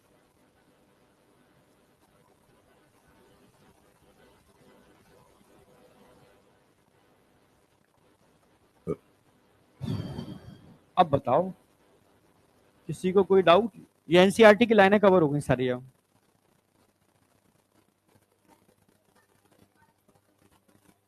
Yes, अब ये समझ में आ गया ओवरव्यू कि भाई सिग्नल जा रहा है, मसल्स तक पहुंच रहा है, मायोफाइब्रिल कॉन्ट्रैक्ट कर रहे हैं, मसल्स कॉन्ट्रैक्ट कर रही है, और रिलैक्स में तीन चार चीजें हो रही हैं। पर कॉन्ट्रैक्ट कर कैसे रही है, उसका एक्चुअल में इंटरनल मैकेनिज्म क्या है, अब उस पर बात करेंगे। तेजी से करो, तेजी से, इसमें कोई लिखने वाली बात नहीं है। डायग्राम में सब कुछ ऐड है, पर एनसीईआरटी की लाइनें कवर करनी थी मुझे, तो मैंने लिख दिया ऐसे कि एनसीईआरटी तुम्हारी पूरी कवर हो जाए, कुछ छूट ना जाए। जब तुम एनसीईआरटी पढ़ो तो तुम्हें बच्चा लगे, समझ रहे हो ना? हाँ, अरे भाई अभी समझ में आएगा, चल अब यहां आ जाओ। अरे यार, मुझे आज बोन्स याद करानी है, तुम यहीं अटके पड़े हो। हैं? हो गया क्या? बस ये ना बात। अरे आ जाओ, अब देखो क्या था, क्या था? कुछ नहीं था, ये एक्टिन फिलामेंट था। कौन था? अरे था क्या? एक पर फोकस करो, इसकी ये एक्टिव साइट थी, कौन थी? अरे ये इसकी एक्टिव साइट थी जहां मायोसिन आकर के बाइंड करना चाहता था, पर उसने चाहा तो वो हुआ। ठीक है, तो अभी यहां से कौन बाइंड थी इससे? ट्रोपोमायोसिन। एक दिखा रहा हूं, पूरी ट्रोपोमायोसिन ऐसे रैप्ड होगी। अभी एक यूनिट पर फोकस करो। और ट्रोपोमायोसिन से कौन जुड़ा होता है? ट्रोपोनिन। ट्रोपोमायोसिन से जो डायरेक्ट जुड़ेगी वो टीपीटी होगी, ट्रोपोमायोसिन बाइंडिंग ट्रोपोनिन। कैल्शियम से जुड़ेगी वो टीपीसी होगी, कैल्शियम बाइंडिंग ट्रोपोनिन। और एक इसकी एक्टिव साइट को मास्किंग करेगी, ढक लेगी, टीपी आई। आई बेटा, आई। और नीचे इंतजार कर रही थी मीरोमायोसिन का हेड कि कब ये मास्क हटे और कब मेरी बाइंडिंग हो। नहीं आई क्या? इसमें कोई डाउट है? और ये हम जानते हैं कि यहां पर एटीपेज एंजाइम था जो एटीपी यहां पर प्रेजेंट होता है इसमें। यहां तक कोई डाउट? एक मसल्स को कॉन्ट्रैक्ट कराने के लिए क्या क्या चाहिए? एक मसल्स को अगर कॉन्ट्रैक्ट कराना है तो नीट में आया हुआ क्वेश्चन है, चार चीजों की जरूरत पड़ती है। कैल्शियम आयन चाहिए, और क्या चाहिए? एटीपी चाहिए, और क्या चाहिए? मैग्नीशियम आयन, क्योंकि एटीपी बनाने वाले एंजाइम के लिए मैग्नीशियम आयन कोफैक्टर का काम करते हैं। अगर कोफैक्टर नहीं होगा तो एंजाइम काम नहीं करेगा। सिंपल सी बात है, सिंपल सी बात है। क्या है? सिंपल सी बात है कि अब मसल्स कॉन्ट्रैक्ट करेगी। करा दें?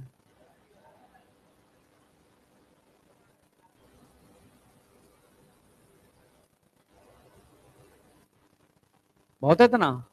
ठीक है, अब मसल्स कॉन्ट्रैक्ट करेगी, मीरोमायोसिन की इच्छा पूरी होगी। कॉन्ट्रैक्ट कैसे करेगी? मास्क हटेगा। कौन हटाएगा? Calcium ion. कैल्शियम आयन ये कौन है? ट्रोपोमायोसिन। कौन जुड़ेगा? ट्रोपोनिन। अब ट्रोपोमायोसिन रुको, अब ट्रोपोमायोसिन यहां से भागेगा। कहां भागेगा? ऊपर। कब भागेगा? जब कैल्शियम आयन इससे बाइंड करेंगे। पहले बात कराता हूं, ये कैल्शियम आयन आए और ये इससे बाइंड कर गए। कैल्शियम की बाइंडिंग दिखा दो, दिखा दे। कर गया बाइंड। बाइंड करते ही समझना, जो ट्रोपोमायोसिन यहां था वो खिसक के कहां पहुंच जाएगा? ऊपर। यानी बोतल के चारों तरफ जो तारकल मैंने ऐसे रैप किया था ना, वो कॉइलिंग लूज होगी। कॉइलिंग लूज होकर के वो जगह चेंज कर देगा। कैल्शियम की बाइंड करते ही जगह चेंज कर देगा और ये नीचे से कहां पहुंच गया? ऊपर। ऊपर पहुंच गया, मूव करके ऊपर आ गया। भाई ये ऊपर आएगा तो ट्रोपोनिन की तीनों यूनिट भी तो ऊपर आ जाएंगे इसके साथ। भाई ये भी आ गया, कैल्शियम बाइंडिंग यूनिट तो आ ही जाएगी और टीपीआई भी तो आ जाएगी। हाँ या ना? इसी से जुड़े हुए थे। जैसे ही टीपीआई ऊपर आएगी, अब बुद्धि दिमाग लगाना है, बिल्कुल भी हुआ नहीं होनी चाहिए। तुम जो दवाइयां ले रहे हो, कौन था ये? कौन था? इधर आ जाओ, पूरा फोकस इधर। अब सीधे बुद्धि तुम्हारी कहां है पता ही। अब सीधा होगा बाइंडिंग। क्या होगी? बाइंडिंग। और बाइंडिंग होती क्या बनेगा? Cross bridge. समझ में आया? क्रॉस ब्रिज बनेगा, क्रॉस ब्रिज टूटेगा, क्रॉस ब्रिज बनेगा, क्रॉस ब्रिज टूटेगा। ठीक है, तो अब यहां क्या होगा? क्रॉस ब्रिज बनेगा, फिर क्रॉस ब्रिज टूटेगा। समझना, ये क्या होगा? Formation of cross bridge. क्या हो गया? फॉर्मेशन ऑफ, भाई दोनों के बीच में क्रॉस ब्रिज बन गया ना ये ऐसे। Formation of cross bridge. समझना। और यहां पर क्या लगा हुआ है इसके पास? A T P. अब समझना, क्रॉस ब्रिज बनने के बाद क्रॉस ब्रिज टूटेगा भी, क्रॉस ब्रिज बनने के बाद क्रॉस ब्रिज टूटेगा भी। जब क्रॉस ब्रिज बनता है, समझ रहे हो, तो एटीपी होती है, जब टूटता है तो एटीपी टूटती है। आई,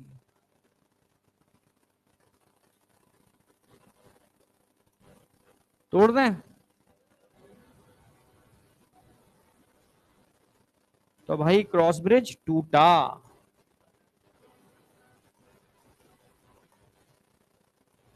मीरोमायोसिन का हेड यहां से उठ करके तोड़ करके आगे जाएगा, ये आगे गया, क्रॉस ब्रिज ब्रेक हुआ, मीरोमायोसिन का हेड आगे गया।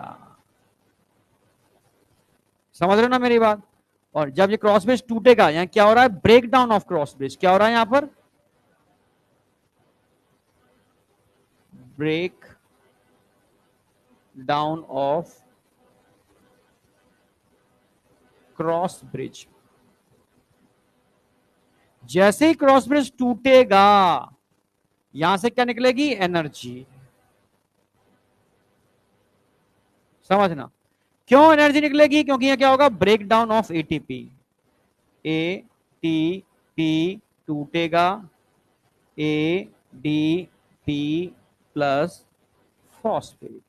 क्या हो रहा है, ये ब्रेक डाउन ऑफ एटीपी। तो यहां पर क्या होगा, break down of ATP, break down of 1 ATP. समझ में आया नहीं आया? क्रॉस ब्रिज बना, फिर क्रॉस ब्रिज टूटा, एटीपी का ब्रेक डाउन हो गया, तुरंत ही एटीपी को फिर से बनाना भी है, एटीपी को वापस फिर से बनाना है, यानी फिर क्या करना होगा, फॉर्मेशन ऑफ एटीपी फिर से करना है। ठीक है, तो इसलिए क्या करना होगा आपको, एडेनोसिन डाई फॉस्फेट में एक क्या चाहिए आपको, हाई एनर्जी फॉस्फेट चाहिए। क्या चाहिए, हाई एनर्जी फॉस्फेट।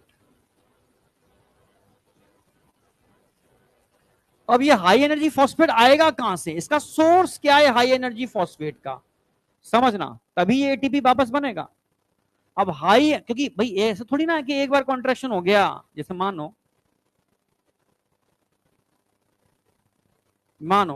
ये एक्टिन फिलामेंट है, मान लो ये मायोसिन का हेड है, ये क्रॉसेज बना हुआ था, क्या था, तोड़ा, एटीपी गई, पीछे खींचा, फिर जोड़ दिया, नहीं आया क्या? अब पीछे खींचा है स्प्रिंग को, स्प्रिंग तो अपनी जहां थी वहीं आएगी ना, अब स्प्रिंग आगे आ रही है, साथ में बोतल भी आगे आ रही है, ये आगे आ गई, आ गई, फिर तोड़ा, फिर पीछे खींचा, फिर बाइंडिंग हो गई, फिर ये फिर तोड़ा, फिर पीछे खींचा, फिर बाइंडिंग हो गई, ये नहीं आई क्या? यानी हर बार क्या हो रहा था, बन रहा था फिर टूट रहा था, फिर पीछे जाकर के फिर बन रहा था फिर टूट रहा था। समझना मेरी बात? तो बोतल अपने आप आगे बढ़ती जा रही थी, ये यहीं पर ही है, मायोसिन वहीं पर ही है, कौन मूव कर रहा है, actin.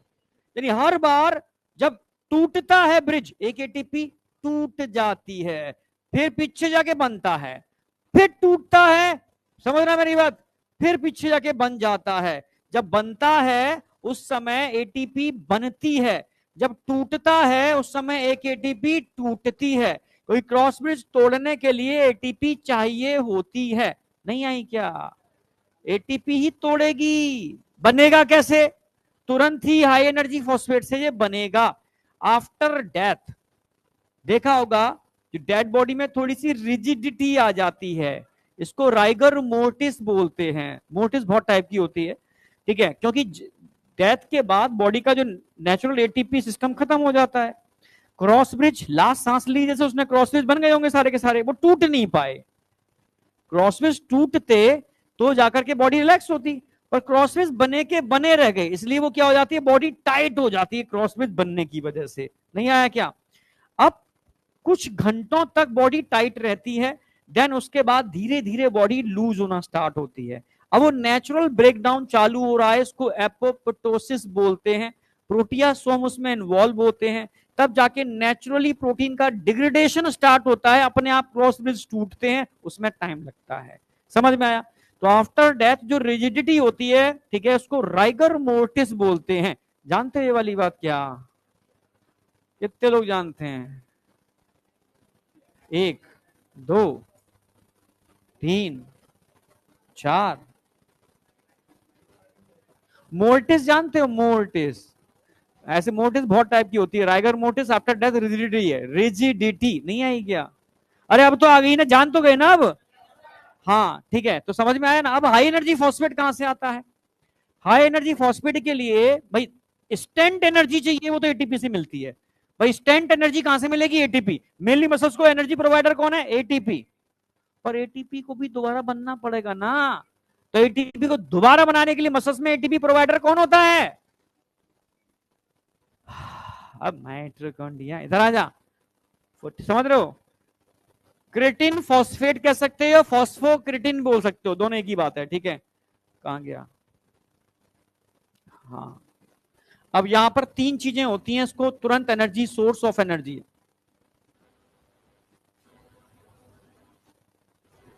Source of high energy phosphate. जो सोर्स है वो क्या है? देखो, पहला सोर्स, 2 ही सोर्स होते हैं। मेन सोर्स क्या है हमारी मसल्स के अंदर?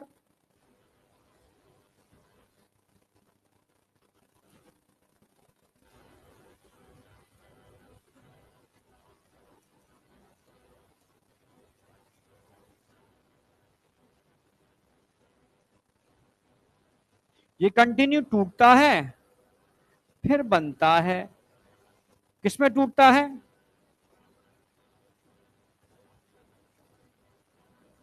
और क्या निकालता है?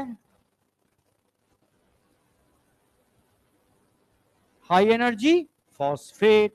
समझ रहे हो? और फिर वापस बनता है, बनने के लिए इसको क्या चाहिए? एटीपी।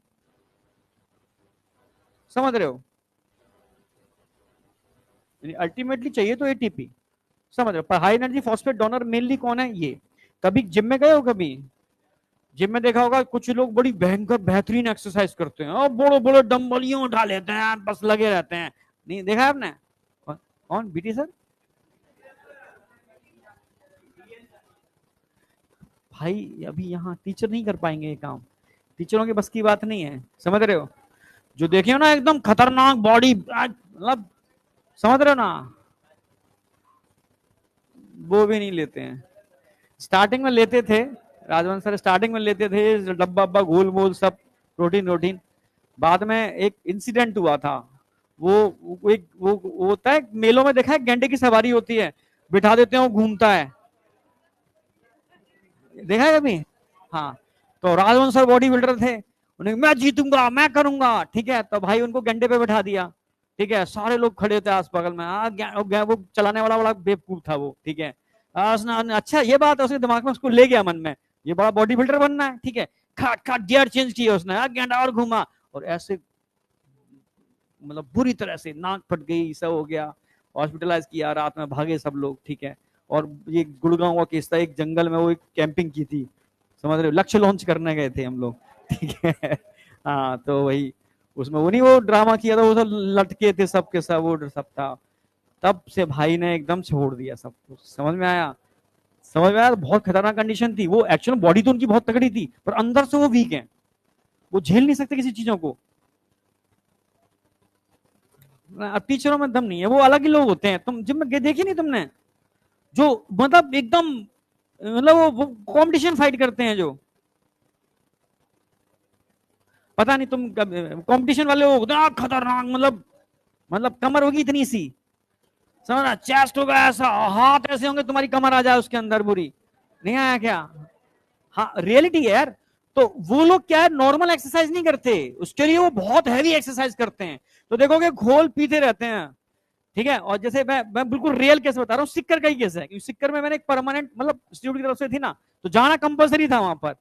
तो मैं थोड़ा सा ज्यादा नहीं, ज्ञान नहीं, ज्यादा ज्ञानी ज्ञान बांटता रहता है और ड्रामा, ठीक है। तो मुझे कोई लगता अपना है यार, नुकसान ना हो जाए उसको, तो रोज वो पीता था घोल के, मुझे नहीं पता था क्या कर रहा है।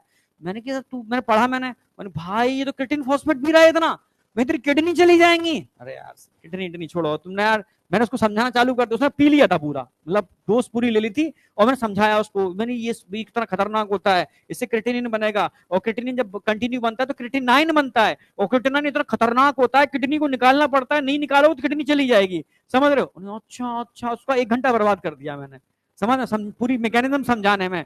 अब 1 घंटे बाद बोला सर पूरी डोज खराब कर दिया आपने मेरी, 1 घंटे तक ही तो ताकत रहती है इसकी। मैंने अच्छा ये है, उन्हें ये पीने के बाद 1 घंटे तक मेरे ना घोड़े ऐसी ताकत आ जाएगी, मैं जो भी ना दिख रहे हैं डंबल संबल, तो मैं सोचा अच्छा इससे ताकत आती है, मुझे लगा तुझमें नेचुरल ताकत होगी इतनी। मैं रोज देखता था भाई, मतलब बड़े बड़े डंबल शंबल नहीं है दम, क्या यार दम दिया भगवान ने, मुझे क्या पता पाउडर की दम है सारी की सारी। ठीक है, तब उसने कहा सर 1 घंटे तक ही ताकत रहती है इसकी, 1 घंटे बाद मेरी हालत कुत्तों जैसी हो जाती है, बस मैं घर पे आके सो जाता हूँ। नहीं आया क्या? किसकी वजह से हो रही थी वो? तो भाई ऐसा मत कर लेना कभी, समझ गया ना मेरी बात? ये खतरनाक होता है, क्योंकि जब ये कंटिन्यू कन्वर्ट होता है तो क्रिएटिनाइन बनता है, और क्रिएटिनाइन हाईली टॉक्सिक होता है किडनी के लिए, किडनी फेल्योर की प्रोबेबिलिटी बढ़ जाती है। समझ में आया? तभी तो कोरोना के टाइम पर जितने भी ऐसे जिम वाले बॉडी बिल्डर थे, समझ में आया? हाँ, स्टेरॉइड्स का, स्टेरॉइड्स देखो जिम में देखा होगा लोग, पाउडर नहीं, आजकल कंपनियों ने क्या कर दिया है, पाउडर में भी स्टेरॉइड्स मिलाने चालू कर दिए हैं। ठीक है, ठीक है, DHEA बड़ा कॉमन स्टेरॉइड्स है जो मार्केट में बड़ा तगड़े से यूज हो रहा है, DHEA। ठीक है, आप समझना, DHEA एनाबॉलिक इफेक्ट दिखाता है, एनाबॉलिक समझते हो, मस्कुलरिटी। ठीक है भाई, गर्ल्स देखेंगे कितने खतरनाक मस्कुलरिटी के लिए। ठीक है, वहां था जिम में भी, वो गर्ल्स भी मतलब एक्सरसाइज करते थे, वो जब मैंने एक दिन गया उस जिम में, तो स्टोर रूम होता है उनका, स्टोर रूम में बॉक्स बने होते हैं, तो बॉक्स में देखा एक अचानक बॉक्स खुला, इंजेक्शन भरे पड़े थे, यूज्ड इंजेक्शन, पतले पतले इंजेक्शन होते हैं। मैंने ये क्या है भाई? ठीक है, मैंने जिम वाले को बुलाया, ये तुम्हारी जिम में चल रहा है, तो छापा पड़ गया, तुम मरोगे और सारे के सारे मरेंगे यहाँ पर। नहीं तो यहाँ टीचर्स आते हैं यहाँ पर, उन्हें सर वो कुछ कंपटीशन फाइट करते हैं, वो लोग ये स्टेरॉइड्स लेते हैं, तो मैंने वो मर जाएंगे, उनको समझाओ ना ये खतरनाक है। वो DHEA होता है, तो DHEA अगर मसल्स में लगा लोगे तो आपकी बहुत कम टाइम के अंदर ना खतरनाक मस्कुलरिटी बढ़ जाएगी, वो एनाबॉलिक इफेक्ट दिखाता है। और स्टेरॉइड्स है, खतरनाक साइड इफेक्ट होते हैं, खतरनाक साइड इफेक्ट। समझ रहे हो ना मेरी बात? समझ रहे हो ना? क्या चीज? BCAA अलग है, वो मतलब वो एक कॉमन है, पाउडर में डालते हैं, मसल्स बर्निंग के लिए BMR बढ़ा देता है। ठीक है, कौन पीता है भाई? मैं सच कह रहा हूं, देसी चीजें अपनाओ, जिंदा रहना है तो। पहले बोल चुका हूं, काजू, सुन लो इधर, बादाम, अखरोट कल बताया था ना मैंने, इसका दूध में, गाय के दूध में डाल करके, बस तुम समझ रहे हो ना, खतरनाक खतरनाक एनर्जी आ जाए। समझे? इधर आ जाओ। ये अरे तू समझ गई क्या?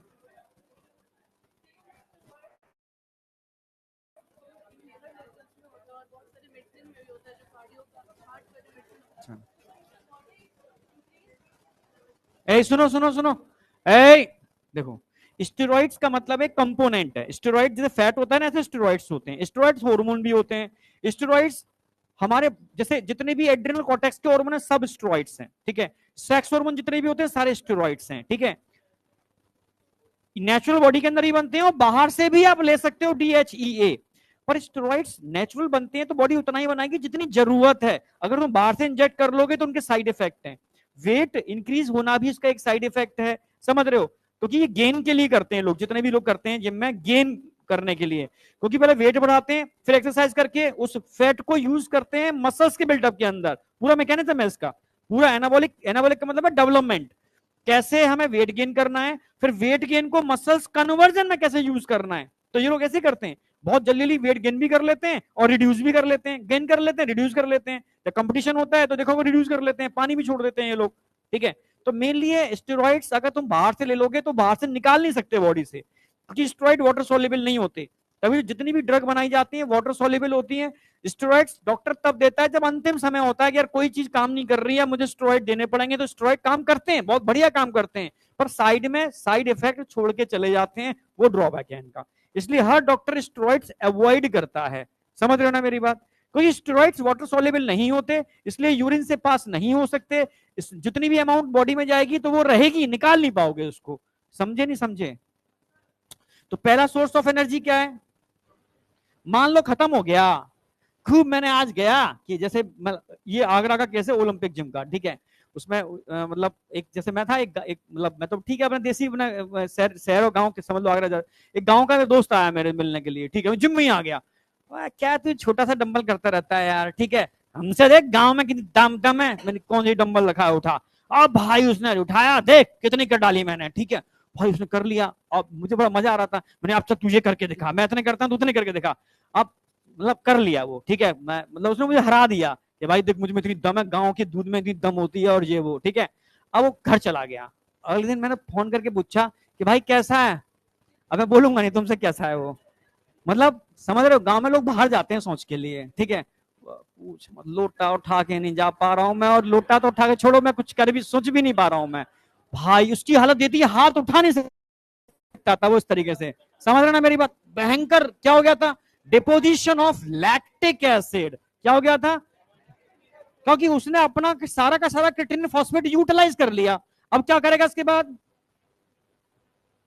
Anaerobic respiration. समझ में आ गया? और एनारोबिक रेस्पिरेशन करेगा तो क्या बनेगा?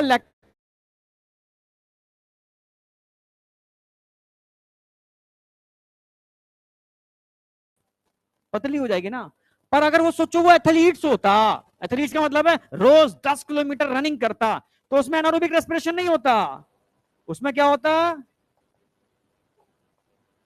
Aerobic respiration. क्योंकि उसकी बॉडी में क्या होता है? Red muscles fibre. ये बात समझ में आई नहीं आई? तो जो सोर्स ऑफ एनर्जी है वो मेन तो यही है, मसल्स के अंदर यही होता है। ये खत्म हो जाए तो एरोबिक रेस्पिरेशन होता है। और अगर आप एथलीट्स हो तो एरोबिक रेस्पिरेशन भी एक सोर्स है। बन तो रहा है, मतलब मसल्स में हम क्या पढ़ रहे हैं? Muscles, skeletal muscles. यस, बिना एटीपी के कुछ नहीं है। अरे ये हाई एनर्जी फॉस्फेट देता है, ये हाई एनर्जी फॉस्फेट कहीं जाकर के इस एटीपी को बनाता है। एटीपी पढ़े हो थोड़ा बहुत, एडेनोसिन ट्राइफॉस्फेट पढ़े हो? उसमें दो हाई एनर्जी फॉस्फेट होते हैं, तभी टूटती है एनर्जी, तभी तो निकलेगी। आई है नहीं आई? अब बताओ, कोई डाउट साउट? कर गई मसल्स कॉन्ट्रैक्ट। इसी चीज को एनसीईआरटी कैसे बोलती है? अब मैं एनसीईआरटी का डायग्राम दिखा रहा हूं। एनसीईआरटी कैसे बोलती है? ऐसे बोलती है। एनसीईआरटी कहती है देखो ये है एक्टिन, ये है मायोसिन। एक्चुअल में मायोसिन का डायग्राम ऐसे था, ये ऐसे था, पर कॉपीराइट से बचने के लिए टोटोरा का डायग्राम है। इन्होंने क्या किया, खिसका के इधर कर दिया बस, टोटोरा। अब तुम कहोगे कछुआ, कछुआ नहीं, टोटोरा बुक है भाई। क्या यार, किसने कहा? ये चोर हैं सारे के सारे, अगर केस कर दिया सब जेल में नजर आएंगे। वो तो कोई केस कर नहीं रहा है, इतना आसान नहीं है कॉपी करना। एक कॉपीराइट फंस जाएगा एक इंसान एक कॉपीराइट के लिए। समझ रहे हो? जो लेक्चर कॉपी कर रहे हैं ना, समझ रहे हो? समझ रहे हो? सब फंस जाएंगे अगर उन पर केस कर दिया जाए। अब ये टीचर, अब केस करने का कहाँ टाइम है उसके पास, ठीक है। अब केस करने का मतलब चक्कर लगाने पड़ेंगे उसको भी। अब वो केस का चक्कर देखेगा कि पढ़ाने का चक्कर देखेगा, ठीक है। और सारा खेल पैसे का है, जज भी बिके होते हैं, सब कुछ सिस्टम करप्ट है, ठीक है। तुम्हारे पास पैसा है तो तुम जज को क्या दुनिया को खरीद लोगे। समझ रहे हो? तुमने खूब क्राइम किए हो, तुम्हारे फेवर में जाएगा सारा सारा, टेंशन मत करो। समझ में आया? अब ये बहुत बुरी हालत है। सारा मीडिया तुम खरीद सकते हो, सब कुछ तुम कर सकते हो, समझ रहे हो? तुम सारे व्यूअर खरीद सकते हो, तुम कुछ भी कर सकते हो, समझ रहे हो? सब कुछ पैसा है। क्या बेटा? बिना क्राइम, सही कह रहा है। उधर आजा, नेता बिहार में आओगे तो नेता की बात जरूर करोगे, तोड़ देंगे। बेंच उठा के पटकते हैं ना। कोई नहीं, चलो पटकना, इधर आ जाओ।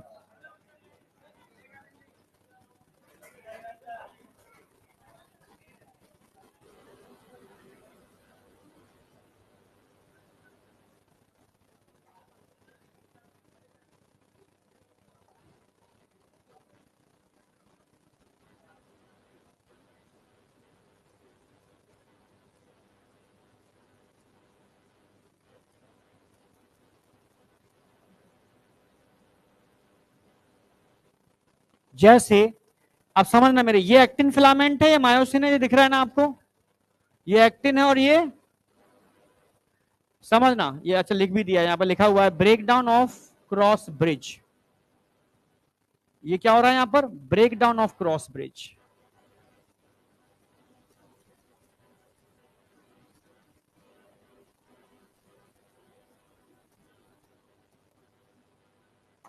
मान लो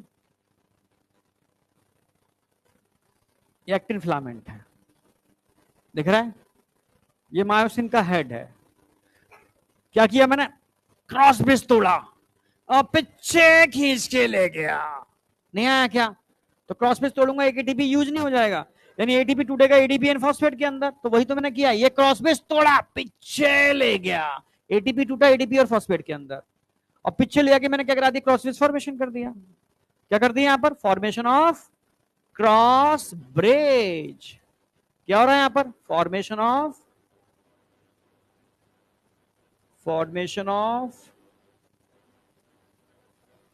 क्रॉस ब्रिज। अब पीछे ले गया और क्रॉस ब्रिज बना दिया, अब क्या करेगा, ये एक्टिन फिलामेंट आगे आएगा, ये आगे आएगा, ये आगे आगे आगे आगे आगे आगे आ गया। जब ये आगे आ रहा था तब एडेनोसिन डाइफॉस्फेट में एक हाई एनर्जी फॉस्फेट जुड़ जाएगा और वापस एटीपी बना देगा। अब उस एटीपी को फिर तोड़ेगा, फिर पीछे लेके आएगा, फिर क्रॉस ब्रिज बनाएगा, नहीं आया क्या, तो एक एटीपी फिर यूज हो गया वो, और फिर ये आगे आएगा आगे आएगा आगे आएगा, एक एटीपी फिर बन जाएगा हाई एनर्जी फॉस्फेट से, कंटिन्यू क्रिएटिन फॉस्फेट्स को प्रोवाइड करा रहा है, फिर टूटेगा, फिर तो धीरे धीरे क्या होगा, ये इस तरीके से मूव करता रहेगा और एक्टिन फिलामेंट स्लाइड करता रहेगा। एक्टिन फिलामेंट किसके ऊपर स्लाइड कर रहा है, मायोसिन के ऊपर, इसी को हम क्या बोलते हैं, स्लाइडिंग फिलामेंट थ्योरी, जिसमें एक्टिन स्लाइड करता है ओवर मायोसिन, तो ये क्या है, स्लाइडिंग फिलामेंट थ्योरी है। आप समझ रहे हो, हाँ या ना, लिख लो, स्लाइडिंग फिलामेंट थ्योरी है, जिसमें हमेशा थिन फिलामेंट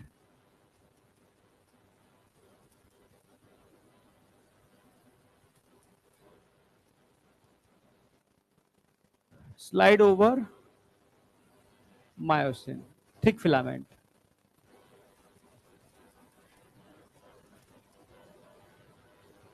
यहां तक कोई डाउट, अब मुझे बताओ यहां पर क्या हो रहा है, फॉर्मेशन ऑफ, ब्रेकडाउन हो गया, फॉर्मेशन ऑफ,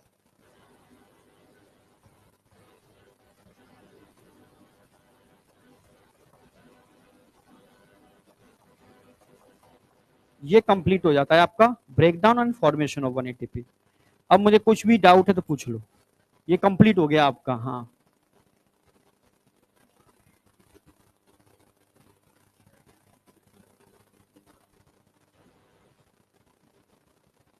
टूटा,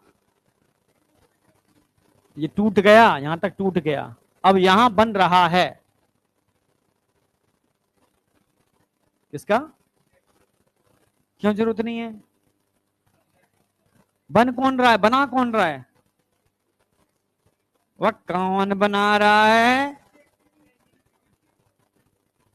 और इसको भी तो बनाना पड़ेगा,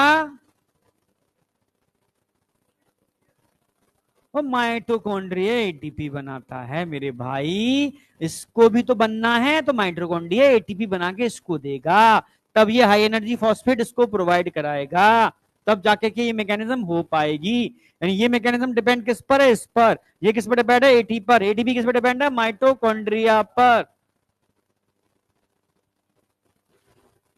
यहां तक कोई डाउट, बढ़ रहे हैं आगे, स्लाइड करता है, देखो स्लाइड कर रहा है ना। देखो यहां तक एक्टिन मायोसिन लेवल में है, एक्टिन आगे बढ़ गए, स्लाइडिंग हो रही है। कोई डाउट? अरे लेफ्ट राइट कोई बेटा, ये तीनों बताओ। हाँ बेटा, ये क्या होता है, रिपीट कर दो एक बार। सिंपल है, ये मायोसिन का हेड है, पीछे गया, ब्रेस ब्रिज टूटा, एक एटीपी यूटिलाइज हो गई, क्रॉस ब्रिज बन गया पीछे जाकर के। अब ये आगे आएगा ना, आगे जब आगे आएगा तो एक्टिन को खींच के लेकर के आएगा, जब आगे खींच के लेके आएगा तो उस समय एडेनोसिन डाइफॉस्फेट में एक हाई एनर्जी फॉस्फेट जुड़ जाएगा, वापस बन गई एटीपी। फिर पीछे जाएगा, टूट गई एटीपी, फिर आगे आएगा, बन गई एटीपी, फिर पीछे जाएगा, टूट गई एटीपी, फिर आगे आएगा, बन गई एटीपी। और बताओ, आ गया नहीं आया? तू बता। आज वो गायब, देखा, आज पूछने की बात करी गायब हो गया। अच्छा ठीक है, फिर कोई नहीं, तबीयत भी चल रही है आज की डेट में खराब, मान लेंगे। ठीक है, यहां तक कोई डाउट? नहीं नहीं, कोई नहीं, कोई नहीं, कि मैं मान रहा हूं क्योंकि मौसम खराब चल रहा है, कोल्ड और फीवर बड़ा फैल रहा है, तो अलर्ट रहो, बच के रहो, जरूरी है ध्यान रखना। हाँ बेटा, यार इस समय तुम बाहर की चीजें मत खाया करो, जूस भी थोड़ा अवॉइड कर दो। गंदा जूस बनाता है जो बाहर का, एक नहीं छोटी सी दुकान है जिसमें 25 रुपए लिखा हुआ है जूस का, 20 रुपए मौसमी का, 25 रुपए पाइनएप्पल। सारे बच्चे वहीं खड़े नहीं मिलते हैं मुझे, अगर उससे जूस भी बनवाओ तो एकदम, पाइनएप्पल अगर पका हुआ नहीं है तो नुकसान कर जाएगा, पहले ही बोल दे रहा हूं मैं। कच्चा पाइनएप्पल यूज करते हैं ये लोग। क्या क्या? गलत है ना, कच्चा नुकसान करता है, समझ में आया? तभी तो कह रहा हूं नुकसान करता है। अनार भी कच्चा यूज करते हैं, इन्हें तो सिर्फ जूस से मतलब, जूस दे रहे हैं फल का, समझ रहे? नुकसान करे फायदा करे कोई मतलब नहीं, सस्ते में मिल रहा है वो। थोड़ा चीजें समझनी पड़ेंगी, अवॉइड करनी पड़ेंगी, ठीक है? सही चीजें लो, वापस आओ। तुमसे कहा था बादाम खाया करो, भिगो के एक भी नहीं खाता होगा, तो ठीक है। लास्ट, खत्म। भाई red muscles fibre, white muscles fibre में अंतर क्या है? तुम सबके बॉडी में कुछ जगह तो ऐसी है वहां रेड मसल्स फाइबर है, कुछ जगह ऐसी है वहां व्हाइट मसल्स फाइबर है, कुछ जगह ऐसी है जब व्हाइट को आप रेड में कन्वर्ट कर सकते हो। शर्त है 10 किलोमीटर पर डे रनिंग करनी पड़ेगी। नहीं समझ में आया? जिम जाने से रेड मसल फाइबर नहीं बनते, ओनली रनिंग, दौड़ने से बनते हैं, ये ध्यान रखना। कोई कहे कि मैं 10 घंटे जिम कर लेता हूँ, सुबह से शाम तो जिम में ही रहता हूँ, रेड मसल फाइबर नहीं है तेरे अंदर। रनिंग, ओनली रनिंग, खतरनाक वाली रनिंग, नहीं ना दौड़ लगाते हैं बुरी तरह से जो तैयारी। बस एक ही तरीका, ये क्वेश्चन आया हुआ है इसलिए बोल रहा हूं मैं, है कि रेड मसल फाइबर किस केस में बनाएंगे? ओनली रनिंग, ऑप्शन बहुत सारे दे रहे हैं, ओनली रनिंग, क्योंकि रनिंग सुपर कार्डियो है, खतरनाक वाली कार्डियो है। और रनिंग में सारा पैर जरूर जोर पड़ रहा है, पैरों पर और हाथों पर, यानी पूरा ब्रीथिंग सिस्टम। तो उस समय धीरे धीरे आपके व्हाइट मसल फाइबर के अंदर मायोग्लोबिन का डिपोजिशन चालू होता है, ठीक है? और धीरे धीरे धीरे धीरे जब करते हो लंबे समय तक, तब जाकर के वो व्हाइटनेस रेडनेस में कन्वर्ट होती है, मतलब मायोग्लोबिन अच्छे से डिपोजिट हो जाता है और रेड मसल फाइबर बन जाते हैं। समझ में आई?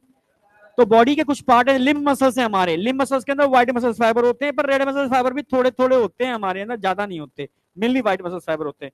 बैक एक्सटेंसर मसल्स होते हैं, बैक वाले ये। भाई सुबह से शाम तक मैं ऐसे खड्डा हूं, थक रहा हूं क्या? नहीं थक रहा, नहीं आया रियली, मैं ऑनलाइन लेता हूँ, 8-8 घंटे खड़े रहता हूँ ऐसे ही, ठीक है? पीपीटी भी खड़े खड़े बना रहा हूँ, ठीक है? सब ऐसे ही चल रहा है, ठीक है? सुबह से जहां तक खड़ा हुआ, थोड़ा बहुत बैठ लिया, ऑफिस में बैठ लिए, बात बाकी तो सुबह से हम तक थक रहे हैं क्या? सोचो एक रीढ़ की हड्डी पूरे शरीर को स्ट्रेट रखे हुए, आखिर कौन से मसल्स होंगे जो उसको स्ट्रेट किए हुए हैं? रेड मसल्स फाइबर, क्योंकि रेड मसल्स फाइबर आपको थकने से रोकते हैं। नहीं आया क्या? ठीक है? वाई, अब मैं तुमसे कहूं कि तुम मुझे 1 घंटे इस बोतल को, हल्की सी बोतल को करके दिखा दो, देखने में बड़ा आसान लग रहा है, पर कर नहीं पाओगे, क्योंकि यहाँ रेड नहीं है, व्हाइट मसल्स फाइबर है मेरे हाथ में। समझ रहे हो ना मेरी बात? आई नहीं आई? रियलिटी है। अब समझो, ये कोई इंपोर्टेंट लाइन नहीं है, डायमीटर पे क्वेश्चन नहीं आता, पर मैं लिख दिया है डायमीटर स्मॉल होता है, डायमीटर का लार्ज होता है, इस पर क्वेश्चन नहीं आता है। आई या नहीं आई? अरे हाँ या ना? चलो अब आ जाओ, रेड मसल फाइबर रेड होते हैं क्योंकि इसके अंदर क्या होता है, मायोग्लोबिन भर भर के होता है। इसको अभी नहीं लिखोगे, बाद में लिखोगे घर पे। मायोग्लोबिन क्या होता है इसके अंदर, बहुत ज्यादा होता है। और मायोग्लोबिन की ऑक्सीजन बाइंडिंग एफिनिटी हीमोग्लोबिन से भी ज्यादा होती है, समझ रहे हो? इसलिए इसमें रेडनेस होती है, क्योंकि मायोग्लोबिन ज्यादा होता है या मायोग्लोबिन कंपेरेटिव कम होता है, इसलिए ये रेड नहीं होते। और मायोग्लोबिन ज्यादा होता है तो माइटोकॉन्ड्रिया ज्यादा होंगे, क्योंकि जहां मायोग्लोबिन होगा वहां ऑक्सीजन होगा, वहां माइटोकॉन्ड्रिया होगा, सिंपल सी बात है। तो इनके पास माइटोकॉन्ड्रिया बहुत ज्यादा होता है, यहाँ माइटोकॉन्ड्रिया बहुत कम होता है, समझना। जब माइटोकॉन्ड्रिया भी है, मायोग्लोबिन भी है, यानी ऑक्सीजन भर भर के है इनके पास। जब ऑक्सीजन भर भर के इनके पास है तो क्या ये एनारोबिक रेस्पिरेशन करेंगे? नो भाई, एरोबिक रेस्पिरेशन करेंगे। ठीक है, तो यहां पर क्या होगा? ठीक है, so aerobic oxidation without deposition of lactic acid, पर बेचारे के पास लेस है तो ऑक्सीजन क्या होगी, कम होगी। माइटोकॉन्ड्रिया कम है तो एनारोबिक ऑक्सीडेशन होगा, किसके साथ डिपो होगा? Deposition of lactic acid. सब चीज जुड़ी हुई है एक दूसरे से, रट्टा मारने की जरूरत नहीं है। सब कुछ भगवान ने ज्यादा दिया, पर भगवान ने एस आर कम दिया। S R is a storage house of calcium. जब कैल्शियम कम है तो कैल्शियम कम निकलेगा बाहर, कैल्शियम कम निकलेगा तो कम बाइंड करेगा, कम बाइंड करेगा तो कम कॉन्ट्रैक्शन होंगे, नहीं आया क्या?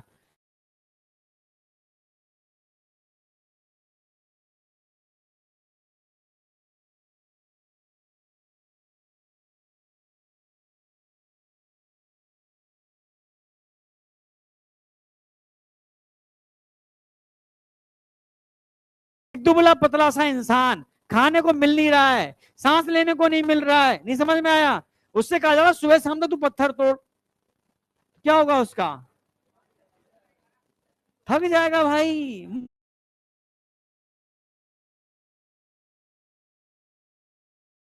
तो सीधी सी बात है, एस आर इनके पास कम है तो कैल्शियम क्या होगा, कम। ठीक है, तो कैल्शियम क्या होगा, कम। कैल्शियम आयन क्या होंगे, कम। जबकि यहां एस आर ज्यादा है तो कैल्शियम आयन क्या होंगे, ज्यादा। और जब कैल्शियम आयन कम होंगे तो स्लो कॉन्ट्रैक्शन होगा या फास्ट कॉन्ट्रैक्शन होगा, समझ रहे हो? इसीलिए स्लो कॉन्ट्रैक्शन है। लैक्टिक एसिड डिपोजिट नहीं हो रहा है, एरोबिक रेस्पिरेशन हो रहा है। ठीक है, एरोबिक एरोबिक रेस्पिरेशन हो रहा है, माइटोकॉन्ड्रिया भर भर के, ऑक्सीजन भर भर के, क्यों थकेगा भाई?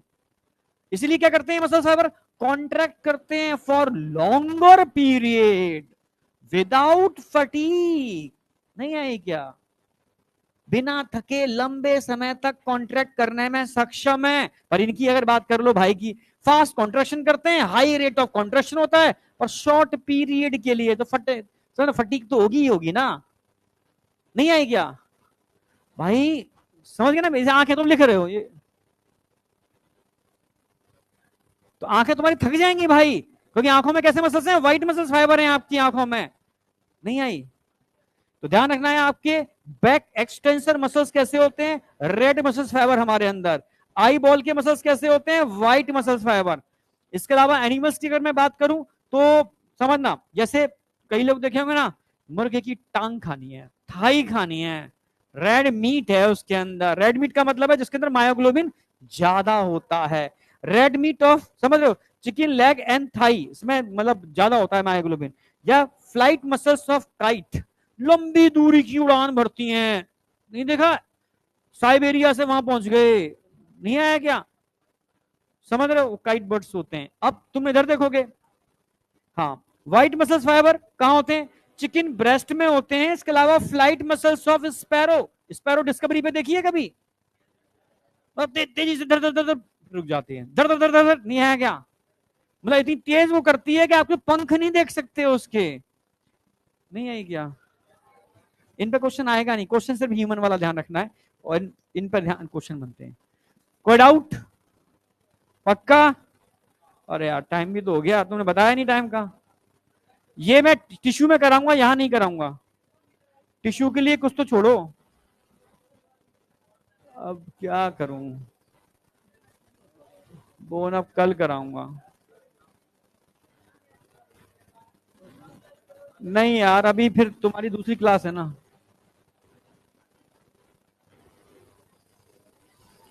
मसल्स के सारे क्वेश्चन कर लेना,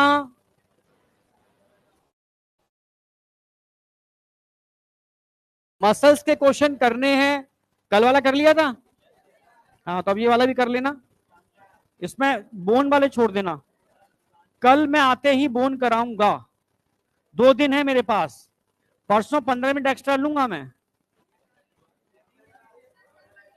15 मिनट एक्स्ट्रा लूंगा, ठीक है, मतलब कोशिश करूंगा मैं 15 मिनट पहले आ जाऊं, समझ गए ना मेरी बात, यानी क्लास अगर मेरी चालू 10:15 से होती है तो मैं कोशिश करूंगा 10 बजे आने की, कोशिश, समझ रहे हो, समझ रहे हो, हाँ, बस स्केलेटन नहीं मिल रहा यहाँ पर, अब इसको बना लेंगे स्केलेटन, चलो ये सीधा साधा बन जाएगा,